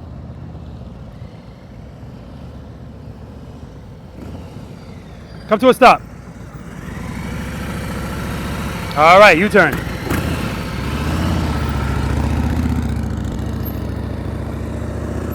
I want you straight at the end, straight at the end.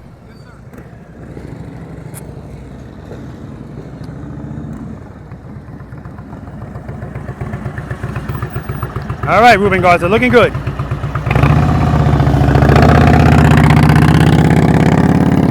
That was beautiful. He committed to the lean right away. Right away. And everything was smooth the way he did that. That's what I want. I want it to be smooth. U-turn. Straight through.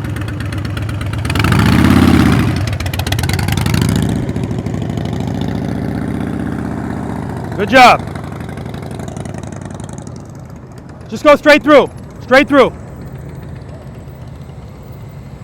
Straight through, get to the right, left, U-turn, head and eyes, rear brake, Too slow, too slow. This is a hard one. Tim said this is a hard one. Everything's hard when you're learning it for the first time. But he's gonna get it. He's gonna have to practice, that's all.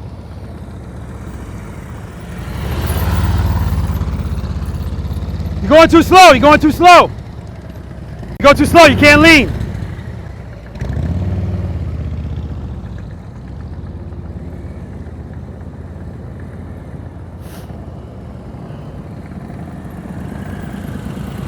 If you don't mind, I'd like to try it on this bike with these bars. Yeah. You want to do it now? No. I want you to do yours first. Okay. All right, you're just going straight through.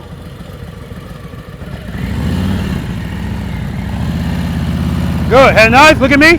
Look at me. Come to me. Speed, speed, speed. There you go. Can't lean without the speed. Straight through, straight through. Come on, come on, come on. Head nice. Head nice. Keep it loaded. Keep it loaded. There we go. That's what I'm talking about.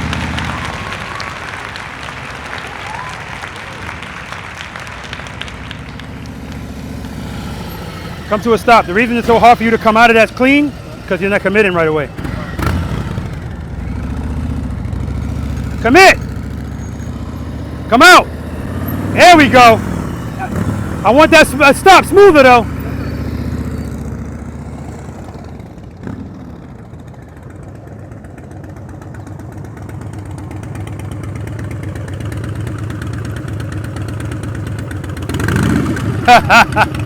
All right, come to a stop over there.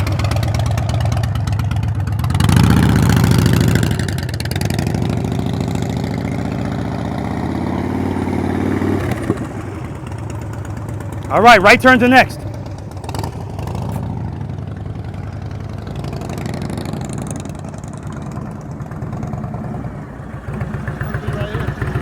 That last U-turn you made, that's probably the best, that's the smoothest U-turn you've ever made. You committed to the lean right away, and that lean stayed consistent the whole time. The lean and the throttle. Yep.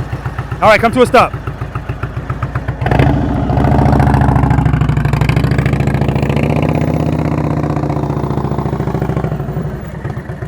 All right, the stop's not smooth, but the U-turn is beautiful, man. And I cut off how many feet? 4 feet? I don't even care about that, man. That shit was beautiful. Right turns next. 24 feet.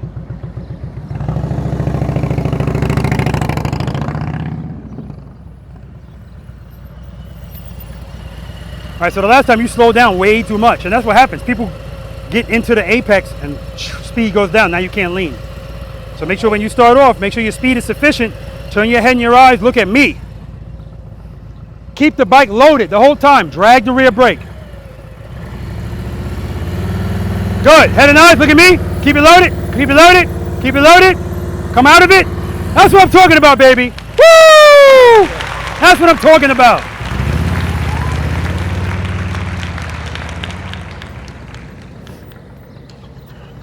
Keep going, keep going. Now? Yep, straight through, head and eyes, turn it. Keep the speed up. Keep it loaded, keep it loaded, keep going, keep going, keep going, keep going, keep going. Watch that foot. No. Shit. Don't worry about it, man. Sorry, you're gonna have to edit that out. I'm sorry, I'm trying so hard, man. This is for adults. I ain't editing it out. I'm sorry, brother. Stop being tough on yourself, man. You making this harder than it has to be, You man. know where I'm fucking up, LT, is I'm so afraid to drop this piece of shit. You want me to drop it for you and get it out of the way? No. I got a long ride home and I'm afraid to damage it. That ain't gonna happen. All right. Nothing has changed from what you've been doing. Right. When you start off, stay at that speed, keep the throttle loaded, stay in the friction zone, drag the rear brake. I want you to look at me the whole time. Once you get up there, look at me. Good, good, good. Head and eyes, look at me. Keep it loaded, keep it loaded, keep it loaded, keep it loaded, keep it loaded. Good, straighten out, come to a stop. There we go. Now, and when you didn't feel comfortable in that turn, I saw it. Right. But you didn't put a foot down. I saw your hand go like this. Yeah, That's all we need to do. That's all we need to do, man. Trust and believe. Right turns next.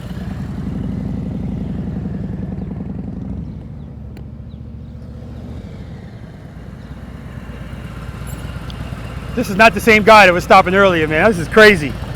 All right, everything you're doing is great. Just make sure you're looking at me. When you get up there, look at me. I'm gonna be telling you, look at me. Keep that throttle loaded. Stay in the friction zone. Drag the rear brake. Good, good, good. Speed, head and eyes. Come on, come on. Keep going, keep going. Come to a stop.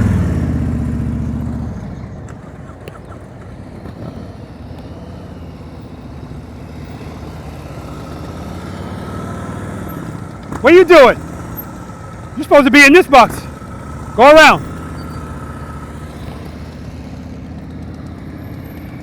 Right turns, right turns. Again, the rules for Josh are different. There you go, commit right away. You're still coming out the wrong way. I want you straight.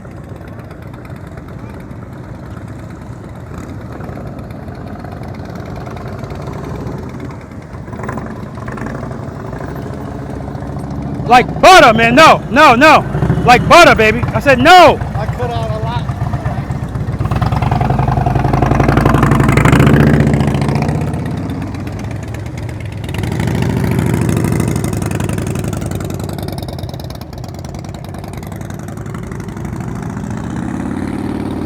Nice.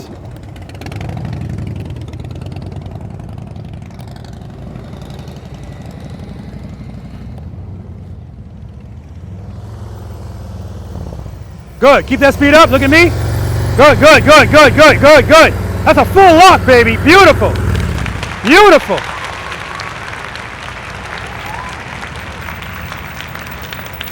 Good. You're going too slow. A little bit more. Good, good. Head and eyes. All right, you're not turning the bars enough, brother. Let me know if you want me to try it on that bike. Good. Head and eyes. Lean it over. Keep it loaded. Keep it loaded. Keep it loaded. You're still leaning with it, but it's okay. I'll take it.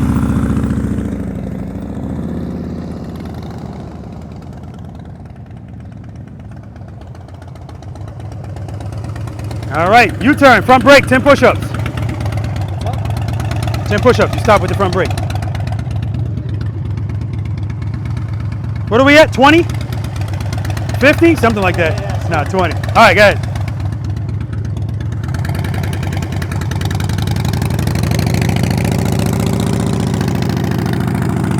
Good job.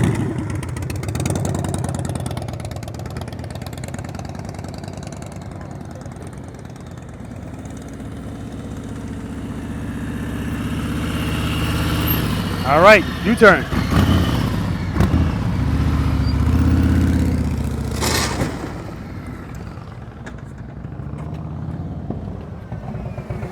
Whoa, look at this rapid response. Are you on the rapid response team? Yes, that's me. Holy shit. Well, let's let him get it off the fairing first. Yeah, just pick it up. All right, that's the easy part. What happened there? Power? No, my head and eyes were there. Again, Not enough in the friction zone, I guess. you're not committing to the lean right away, and then so because you're doing that, you have to compensate for that by leaning over more. Okay. So you leaned it over way, and you leaned it beyond its lean limit. Yeah. You can tell by the scrapes that that's what happened. I can see. But there's something going on with the friction zone there too. Yeah. Because if you stayed in the friction zone, you still would have been fine. It would have went further too.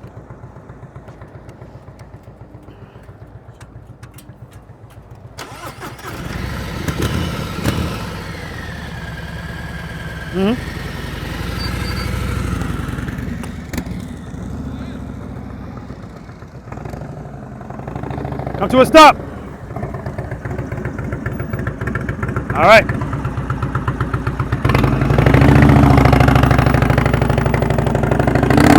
Woo! Trust and believe.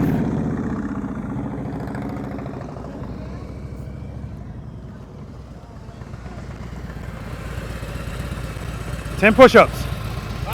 Get rid of this brake. Now don't do that. All right, you ready? Yeah. Cover that rear brake. Reload. All right, head and eyes. Look at me. Keep it loaded. Rear brake. Keep it loaded. Keep it loaded. Money, baby.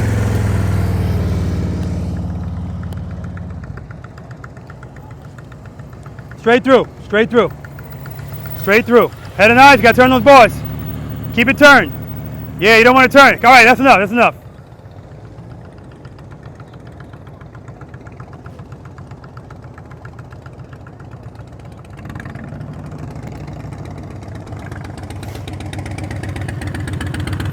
Come to a stop over here. Come to a stop. I think you just want to do push-ups.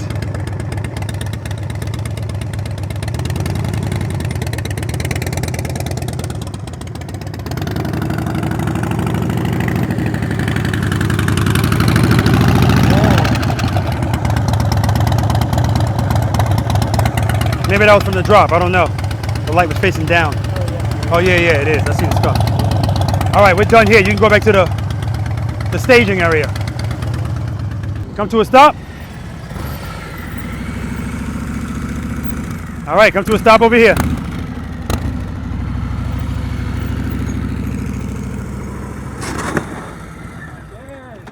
See, and now you're gun shy. You think so? I know so. It happens every time people drive. What the hell? Did this come off your bike? Right there, you just squeeze the clutch in. You got spooked. Squeeze that clutch right in. I didn't know. Yeah, you didn't like the way that felt. Just clutch right in. And you're looking here. All of this happens when you drop a bike. Your confidence takes a hit. Does that ever happen to you? Of course, it just doesn't last long. But it's natural. You drop the bike and then you get tentative. Yeah. You get gun shy. All right, head over to the staging area.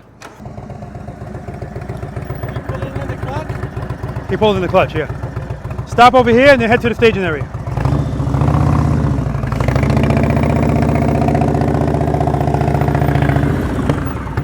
All right, that stop is too abrupt. I want it smooth. When you turn, your elbow's all in here. You need high handlebars. They're too low. Yeah, no, I know. I'm just trying to get used to it. Don't even get used to them. Just change them. Yeah, but you're looking good, man. Josh, the staging area. Josh. Okay, here we go, LP. All right, good. Head and eyes, rear brake. Yeah, you're not keeping the handlebars turned. There we go. I'll take it.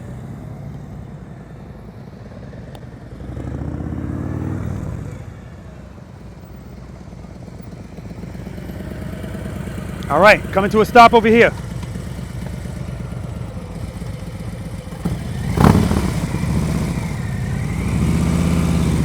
Good. Head and eyes. Good. Good. Come to a stop. Straighten out. We don't stop at the handlebars turn. All right. Good job. You know what? When they're done, just do me a favor. I just want to try it on this once. Okay. No. Don't park over there. Sometimes somebody might go that way. Park over here. Yeah, up there. Okay. Last time, Tim.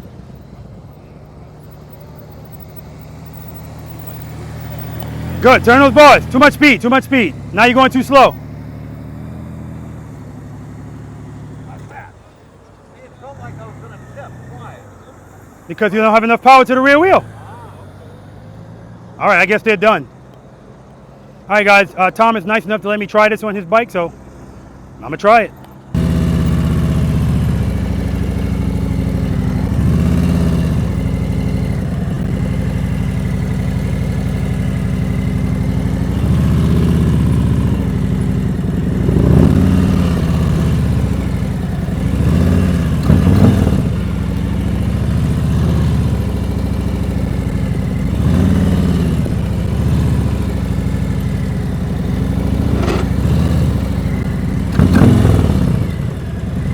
All right, guys.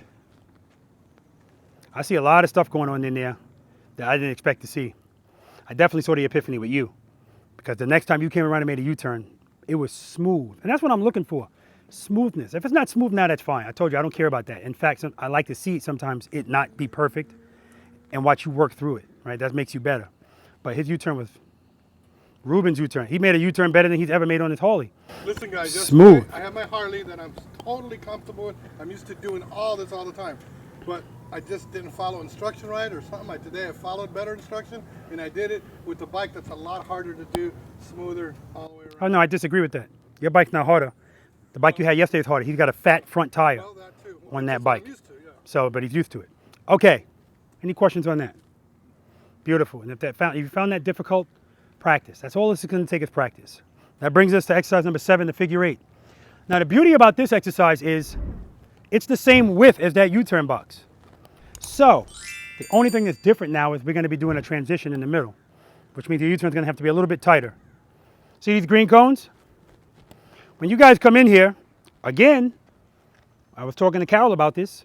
All of you, I said, when you're coming in here, proper speed. If the speed's appropriate, stay at that speed. Don't get to the apex of the turn and then slow down. That's when we need the speed so you can lean, right? But not too much speed. You're going to come about right here. Head and eyes. Look at that green cone. Now, if you start your turn from here, I don't have a problem with it as long as you can make it up over there. And if you start your turn this far from here, I don't care, as long as you can make it forward over there. So everybody doesn't need 46 by 27 feet. But if you do need it all, don't rip yourself off. Use all the space provided. Head and eyes, look at that cone. Hold this turn, hold it. When you get to the top, head and eyes, look at that green cone and go for it. Hold this turn, hold it, hold it, hold it. Don't start coming out here. Hold the turn. You're going to the side. If you're not comfortable trying to do the next one, I want you to hold this turn. I want you to straighten out, and I want you to come to a smooth stop right here. Your goal is to stop on this side of the green cone. Because if you can do that, that's an excellent U-turn. And it's setting you up for success when you do decide to go this way. But if you're ending up right here, look how tight that is. Still possible, but not for all. So anyway, around, head and eyes. When you get to the top, head and eyes are going to look here. Hold it, hold it, hold it. Transition. Now, what I was talking to you about in exercise number 5, don't turn like this. It's too slow. Transition. Head and eyes. Look at that cone. Hold the turn. Hold it, hold it. I'm coming to the 12 o'clock spot. Once I get here, I'm going to change from here to there because that's where I'm going. Hold it, hold it, hold it. And the same thing, you're going to do this twice. Come in. Boom. That's once. Twice. That's your exit. All right? Any questions? Isn't that transition right in the middle, just like we did on the U-turn, right? The transition. Well, no. I don't want to make them try to focus on the middle. Just focus on that cone. The cone is the middle. You want to show us one time? Yeah, I'm going to show you. I'll show you definitely. I'm going to do it using this. Believe it or not, I'm not sucking myself off, but when I try to do it using all of the space, it's actually difficult for me to do that because it's a lot of space. So I'm going to do it that way, and then I'm going to tighten it up. And then I'm going to ask you the same question again. What did I change? What's different? So we want to do a figure 8 inside. We're not going out, staying right inside the cones. Yeah, you're saying inside this box. Okay. And the reason I don't have everything coned off completely is I don't want to make you feel claustrophobic, but I do want you to feel confinement, at least. But there's always escape routes. And the cones are small, so it doesn't matter anyway.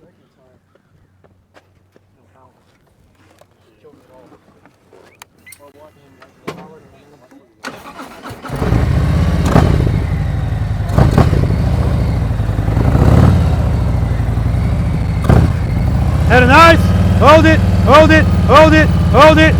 Transition. Head and eyes, hold it, hold it, hold it, hold it. If I tighten it up,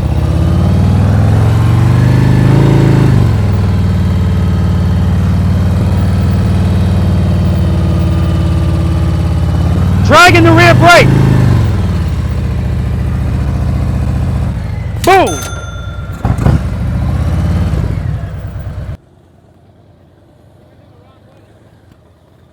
Too early, way too early.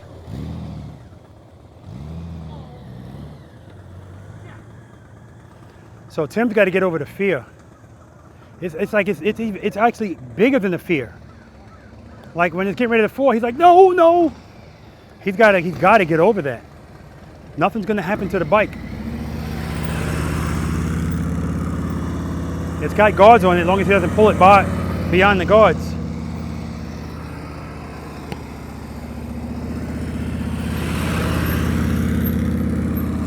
We got some shade now, guys, nice little breeze. I'm appreciating it. I'm also appreciating the fact that I can feel it blowing through my ventilated Indy Ridge boots. I can actually feel air blowing on my feet. I love it. And you guys know I don't blow smoke. I'm not just saying that because the CEO of Indy Ridge is right there on that motorcycle getting ready, waiting to go next. It is what it is. Good.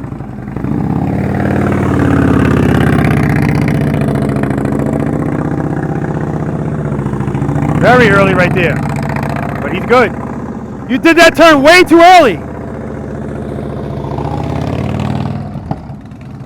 All right, speaking of devil, and of course he's wearing Indy Ridge boots as well. Actually the same ones as mine, but an earlier version. Ventilated. Keep it loaded, keep it loaded. Good, keep the throttle right there.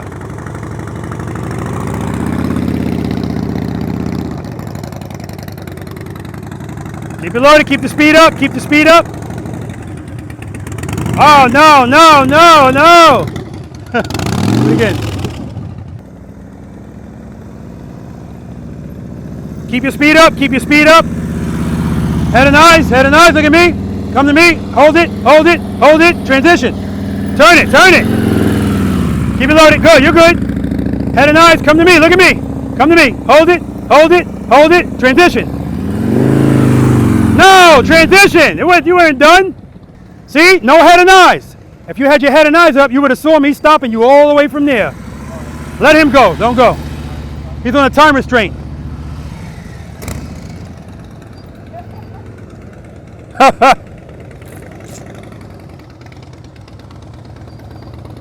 Good, keep that throttle up and steady. Come to me, hold it, hold it, hold it. Keep it loaded, keep it loaded. 10 push-ups. Keep it loaded. Hold, transition. Keep it loaded, keep it loaded. Going too slow, that's another 10.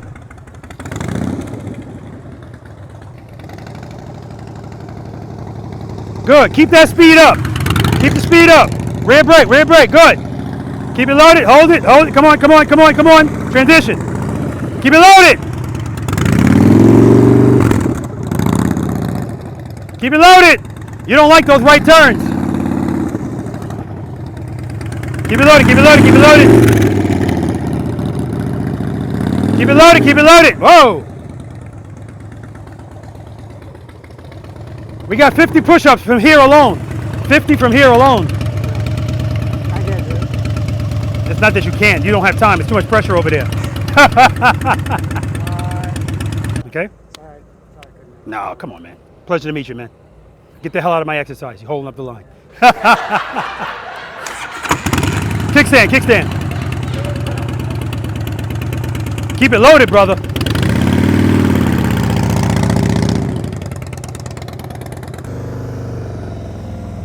Come on, come on, come on, come on. All right, head and eyes. He turned earlier than I wanted him to. But look at him. Too early, too early.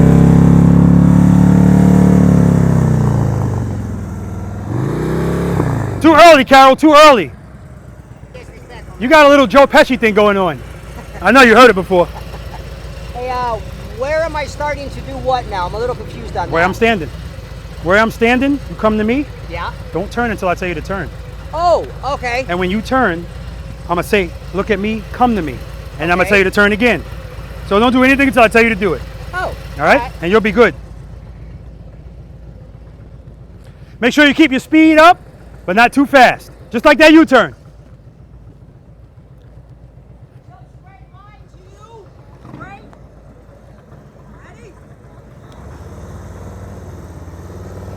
Come on. Head and eyes. Keep it loaded. Don't slow down. Head and eyes. Look at me. Come on. Come on. Come on. Transition. Go all the way over. Use all the space. Head and eyes. Come to me. Come to me. Come to me. Transition. I know you're going to go out of the exercise. It's 10 push-ups. No, I stopped like that. Yeah, you're not supposed to. Rear brake. Oh. Okay, so the only thing that went wrong there is I don't think I had enough momentum. when you went to, well again, see, we don't want momentum. You don't have enough power going to the rear wheel. You slowed down too much right before that turn. And then when you made this turn, you were fine. You came over here, you turned right here. See all the space you gave up? That's why that was so tight. So when you come back in here, when you come over here, turn your head and your eyes. I want you all the way over here. Use all of the space, right? You gave up a lot of space. That's why I caught you. All right, go back around. Right here, come on. Keep your speed up, speed up, speed up. Turn. Head and eyes, keep it loaded, lean it. You gotta lean it. Lean it, lean it, lean it, lean it. Head and eyes, come to me. Keep the speed up, keep the speed up. Transition. No, I can't. I had it too far this way. Okay. Well, you could have. All you had to do was give some throttle. Yes. Throttle would have straightened it out, and then you turn your handlebars. I'm so sorry. All right, stop apologizing, man. Like a failure, brother. Wow, how could you feel like a I failure? can't believe I'm this poor. How could you feel like a failure? It's up here with me. Oh, it's up here with everybody. I'm so afraid of tipping this damn thing. It's That's up what here I'm scared with of. everybody. Yeah, And you got to get over that, man. And I It's got- it's yours is at a rate that's.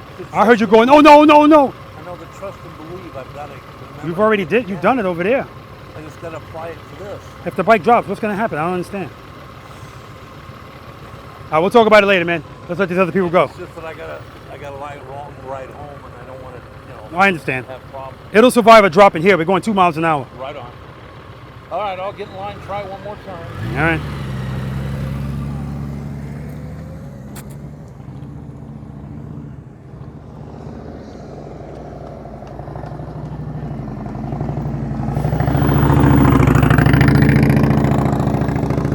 Good. Hold it, hold it, hold it. Transition.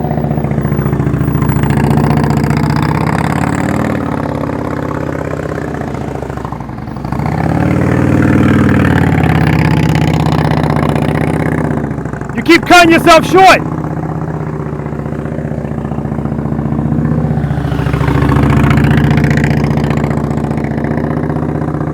Come on, come on, come on. Good. Hold it, hold it, hold it. Come to me, transition.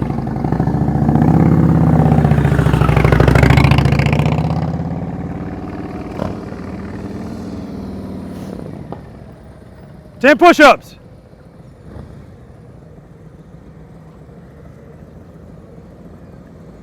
Come right to me. I'm gonna tell you when I want you to turn. Come on. Come on. Come on. Come on. Come on. Head. Lean it. You're going too slow. Good. Head and eyes. Head and eyes. Come on. Come on. Come on. Transition. Keep the speed up. Keep the speed up. Lean the bike. Head and eyes. Look at me. Come to me. Hold it. Hold it. Come on. Come on. I didn't say transition. Oh, shit.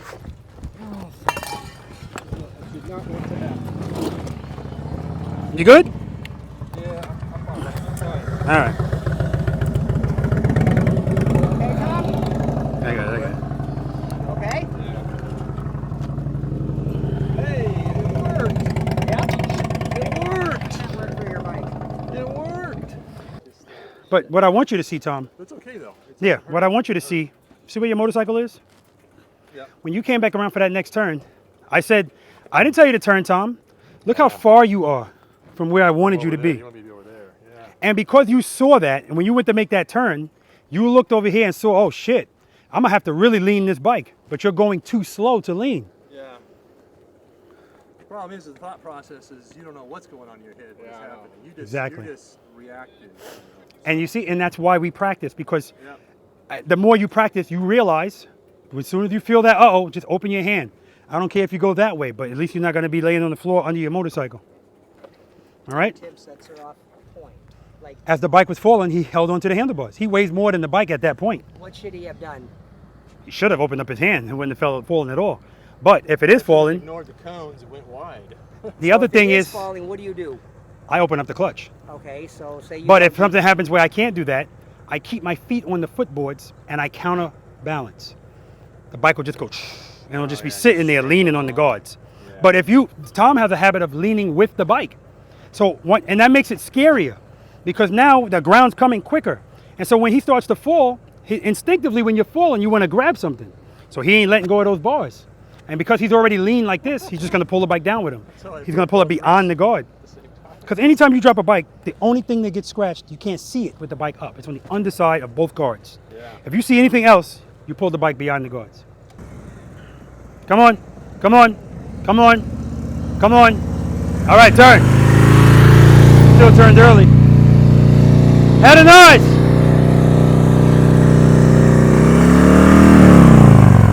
Going too slow. So Carol. So your throttle's good, but you're not in the friction zone enough. All right?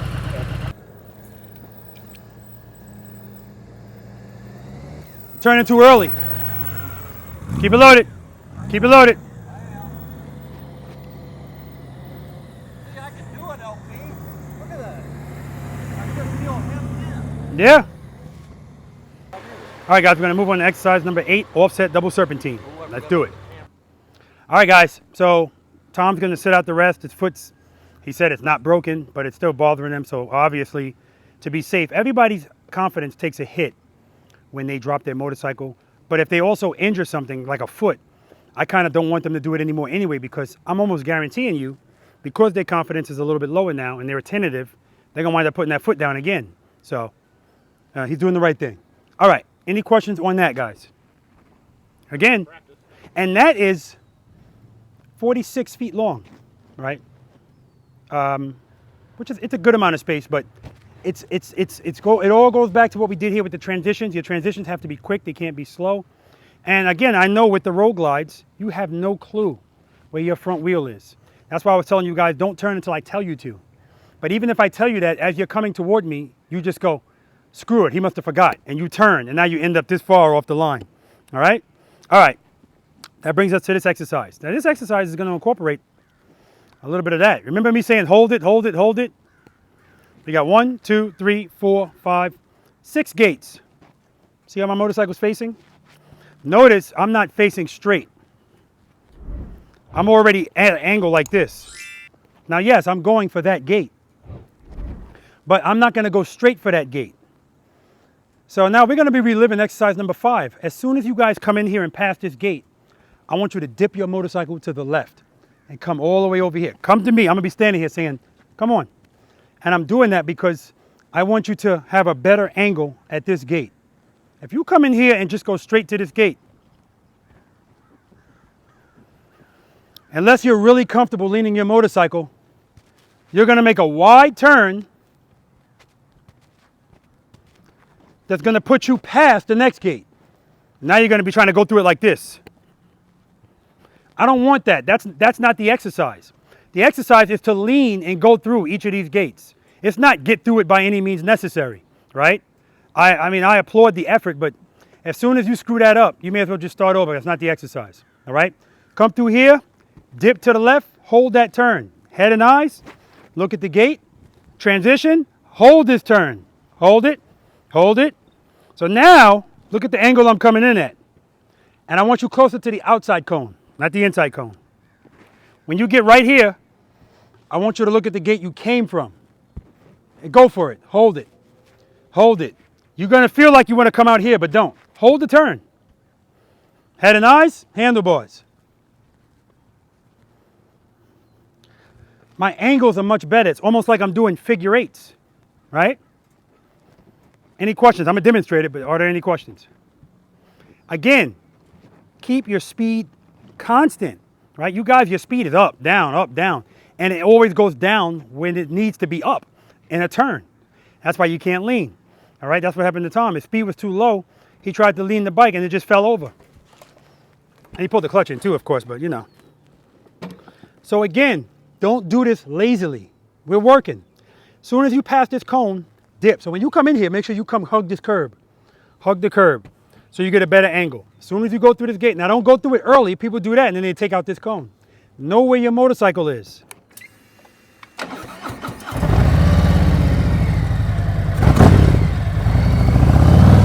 Dip, head and eyes. Hold that turn, hold it, hold it, hold it. Transition. Watch your speed, transition. Hold it, transition.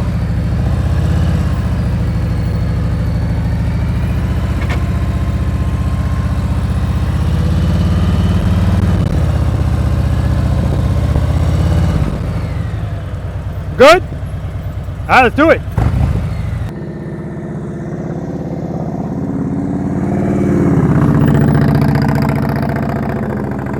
See, he's coming at the wrong angle. See how wide he is?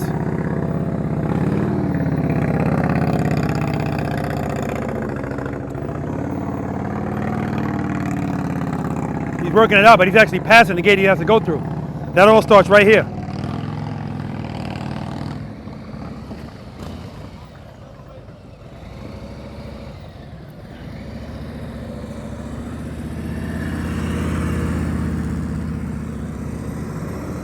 There we go. That's how I want you to hold it. The motorcycle should be falling into it. Boom. See that? It should be falling into the next turn.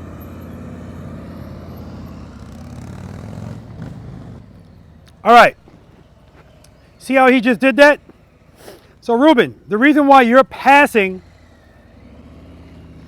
the next gate is because you started wrong from the start. Instead of coming all the way to me, you're turning too early. So now you're tight on everything.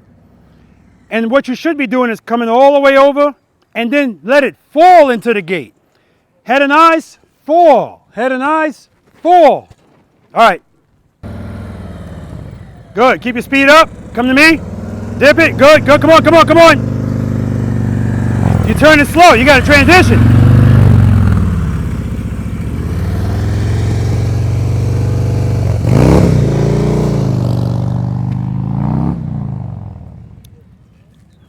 Guys, remember, when you transition. He's turning slow.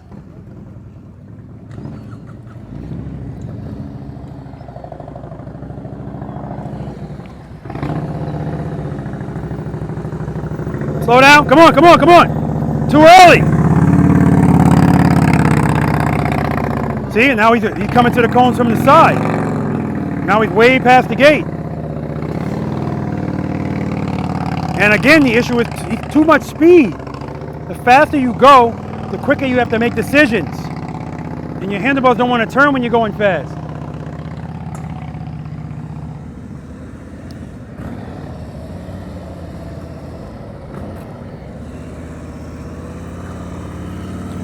See how far he came out? Hold it, fall into it. Hold it, hold it, hold it, fall into it. Hold it, hold it, hold it, fall into it. So Ruben, same thing. I'm telling you to come to me, and you're turning right here. It's too early. You need to be over here.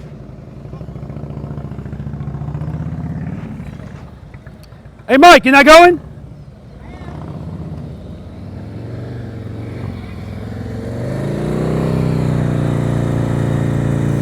Head and eyes, come to me. Come on, come on, come on.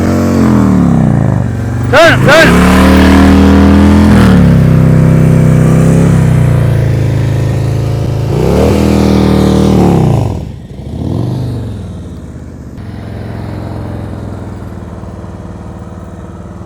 Come to me, come to me, come to me.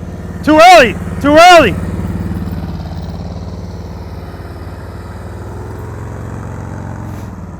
Yeah, because he's not coming to me. He didn't go through the first gate.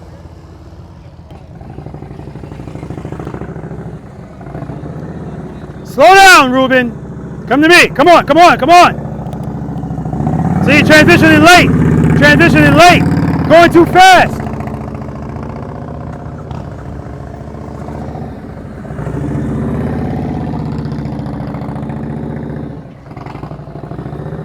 Slow down. Turn it. Turn it.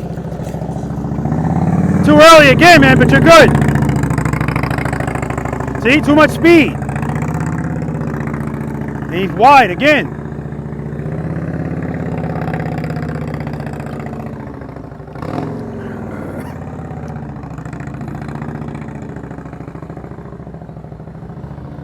Not bad. First row problems. Last time.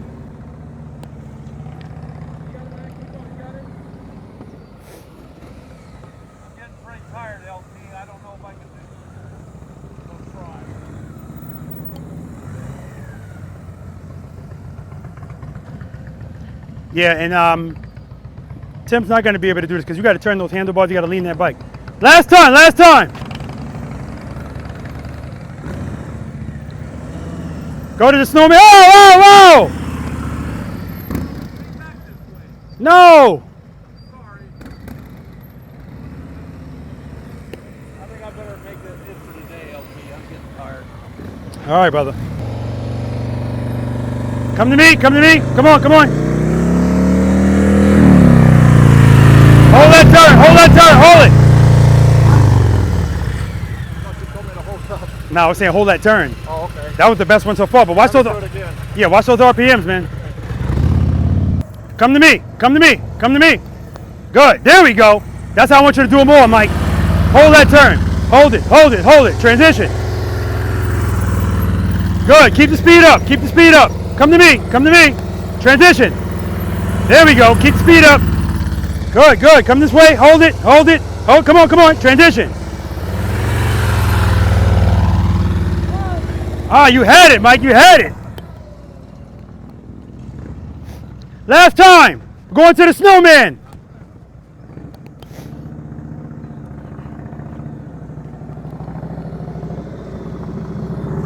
Come to me. Come on.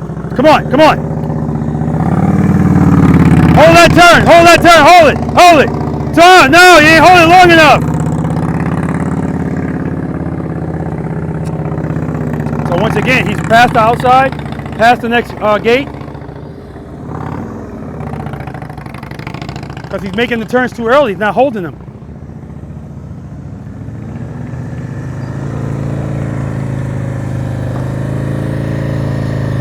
Come on, come on, come on, come on, come on. Lead it, you gotta lead it. Keep going, don't worry about it, come on, come on. You're gonna smoke that clutch, man, you're gonna smoke that clutch.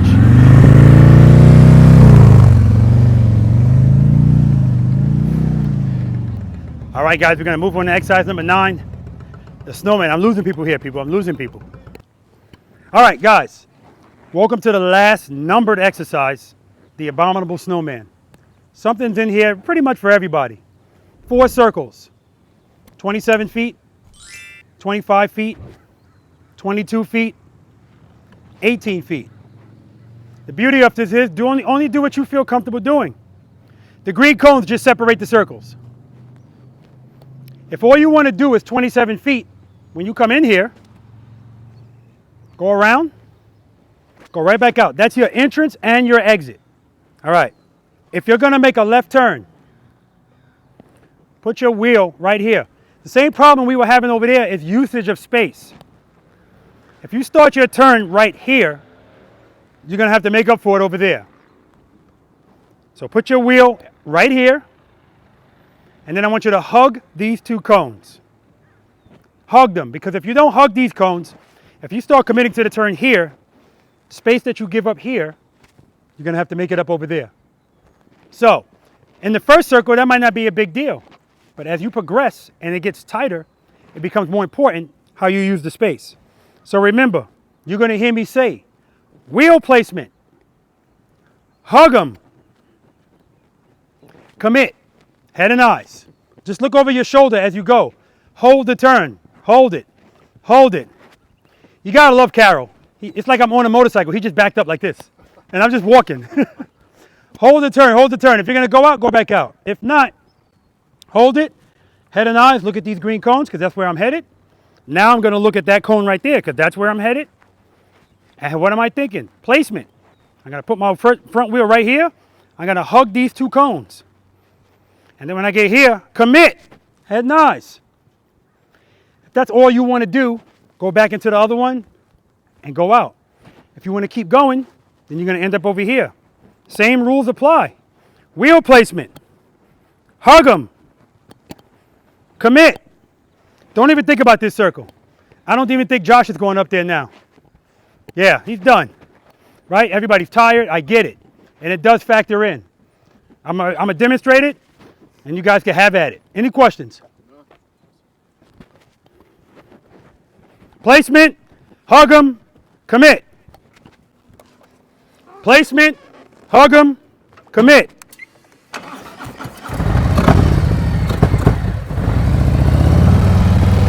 Placement, hug them, commit. Head and eyes. Hold it, hold it, hold it.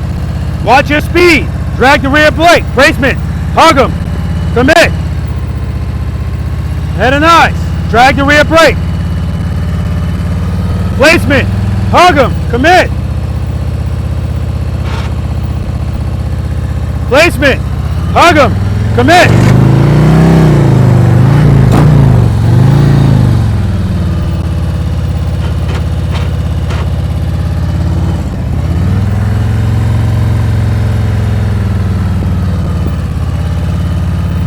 Placement, hug them, Commit.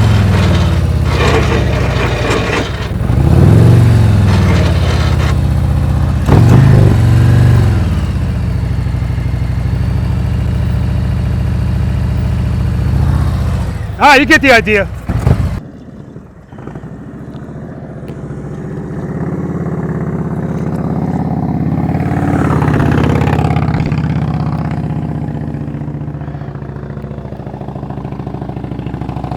Good, hug him, commit.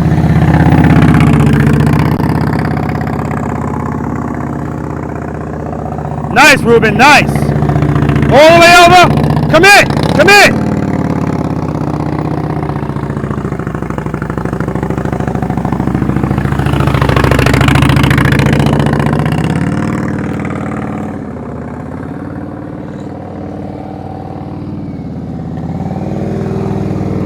Hug him, commit, commit. Going too slow.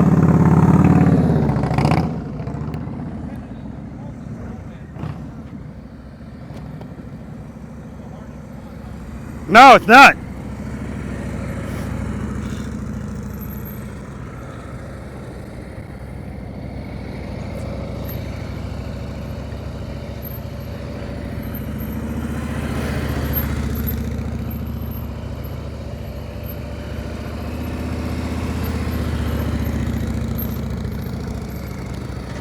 Yeah, you're tired, man.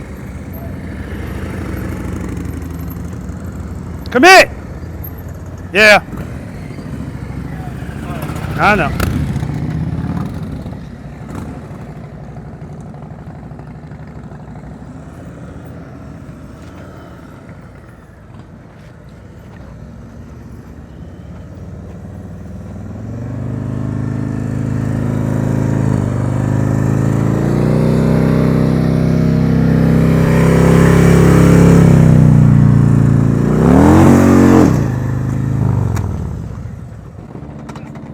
You all right? Yeah, I'm all right. Fucking shit. Where's the antenna? What's the antenna? Yeah, fuck that antenna. Get that kickstand? Oh no, it's on this side.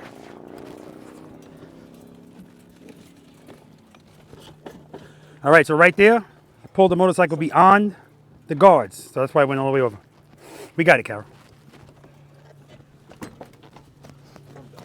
Okay. You did good, brother.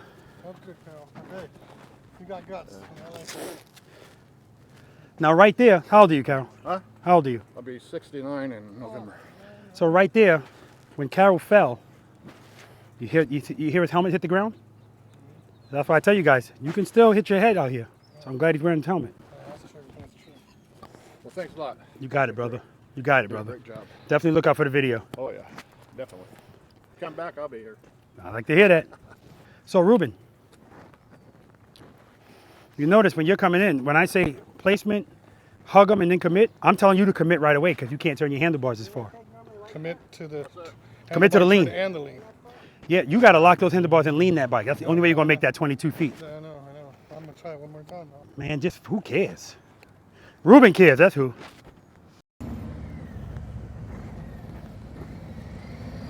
Oh, he's coming straight to the top.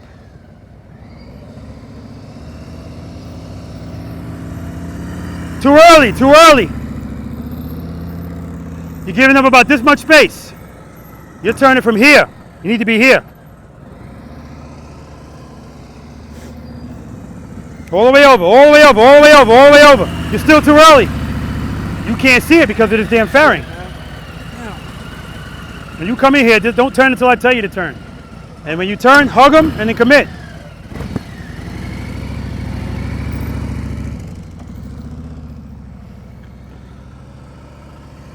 Hey Mike, you going?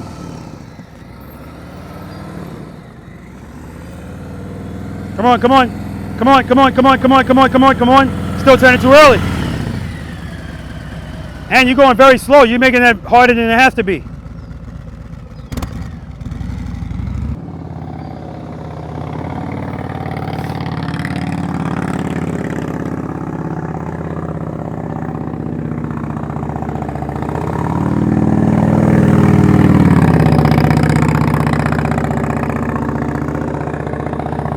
All the way over. Hug him. Commit. You can't commit. You can't lean because you're going too slow. You keep slowing down at the top of the turn. Don't worry about it, man. And you, I didn't think I did that good today. you're not used to feeling the lock that early, so I get it. And then this right here, I don't like it. So it just means you got to lean more. But all that stuff is extra. You don't have to worry about that. I wanna fix the issue if I know how to do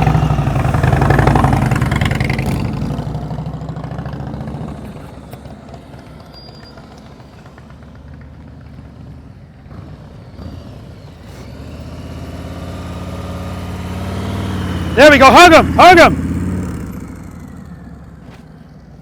You got to know when to fold them. You got to know when to fold them. You got to know when to fold them. Leave it alone, man. It's not your bike. You don't want to keep dropping it.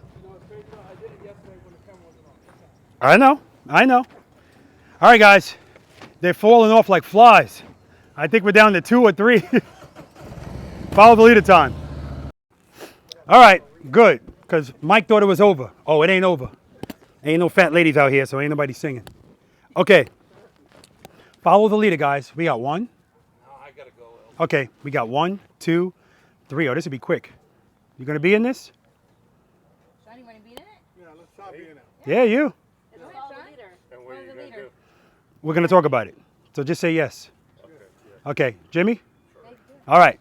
Follow the leader. Rules are very simple. I'm the leader. Do what I do. Do it as I do it, or at least close to it, right? I started to bring up exercise number 4. Gigi destroyed it, so she helped you guys out. So if I stop someplace to make a turn, for instance, let's suppose this is a line. I put my wheels on this line. If you decide, nah, I think I'm gonna stop here, you're out. Go to that parking lot up there. We'll probably be up there anyway because we still have cones up there. Pull into the middle of that parking lot. We're gonna do 1 circle around you. We're gonna honk our horns. That means bye-bye, see you later, right? You're done.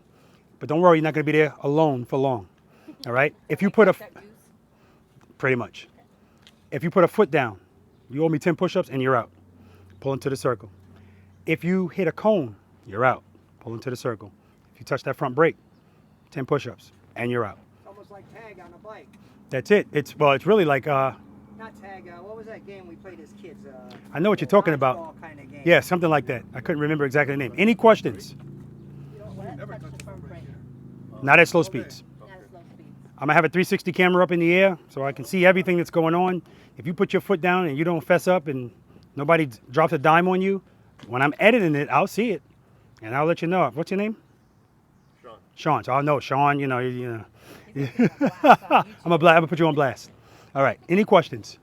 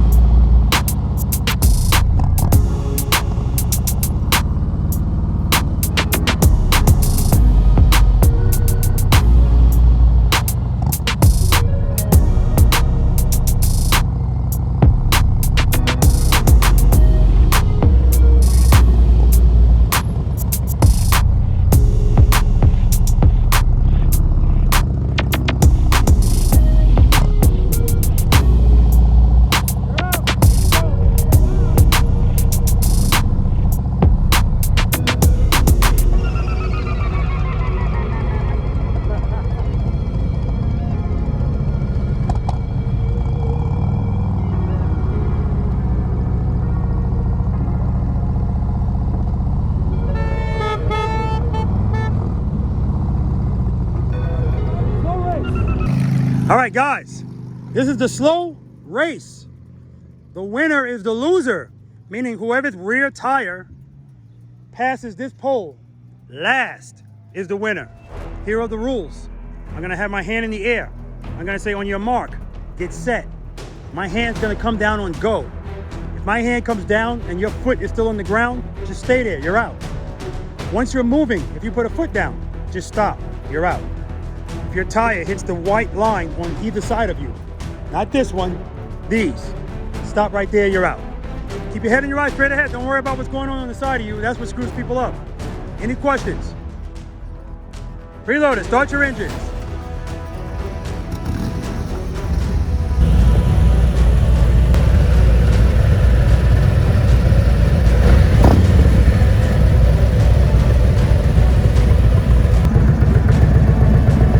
On your mark, get set, go. Mike is out, he's out, he's out.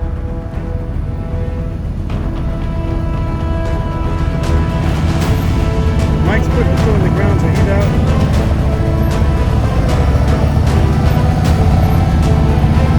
You got it. Right, Mike's foot is up on the time right there. Yep. Sean is out. Jimmy's out.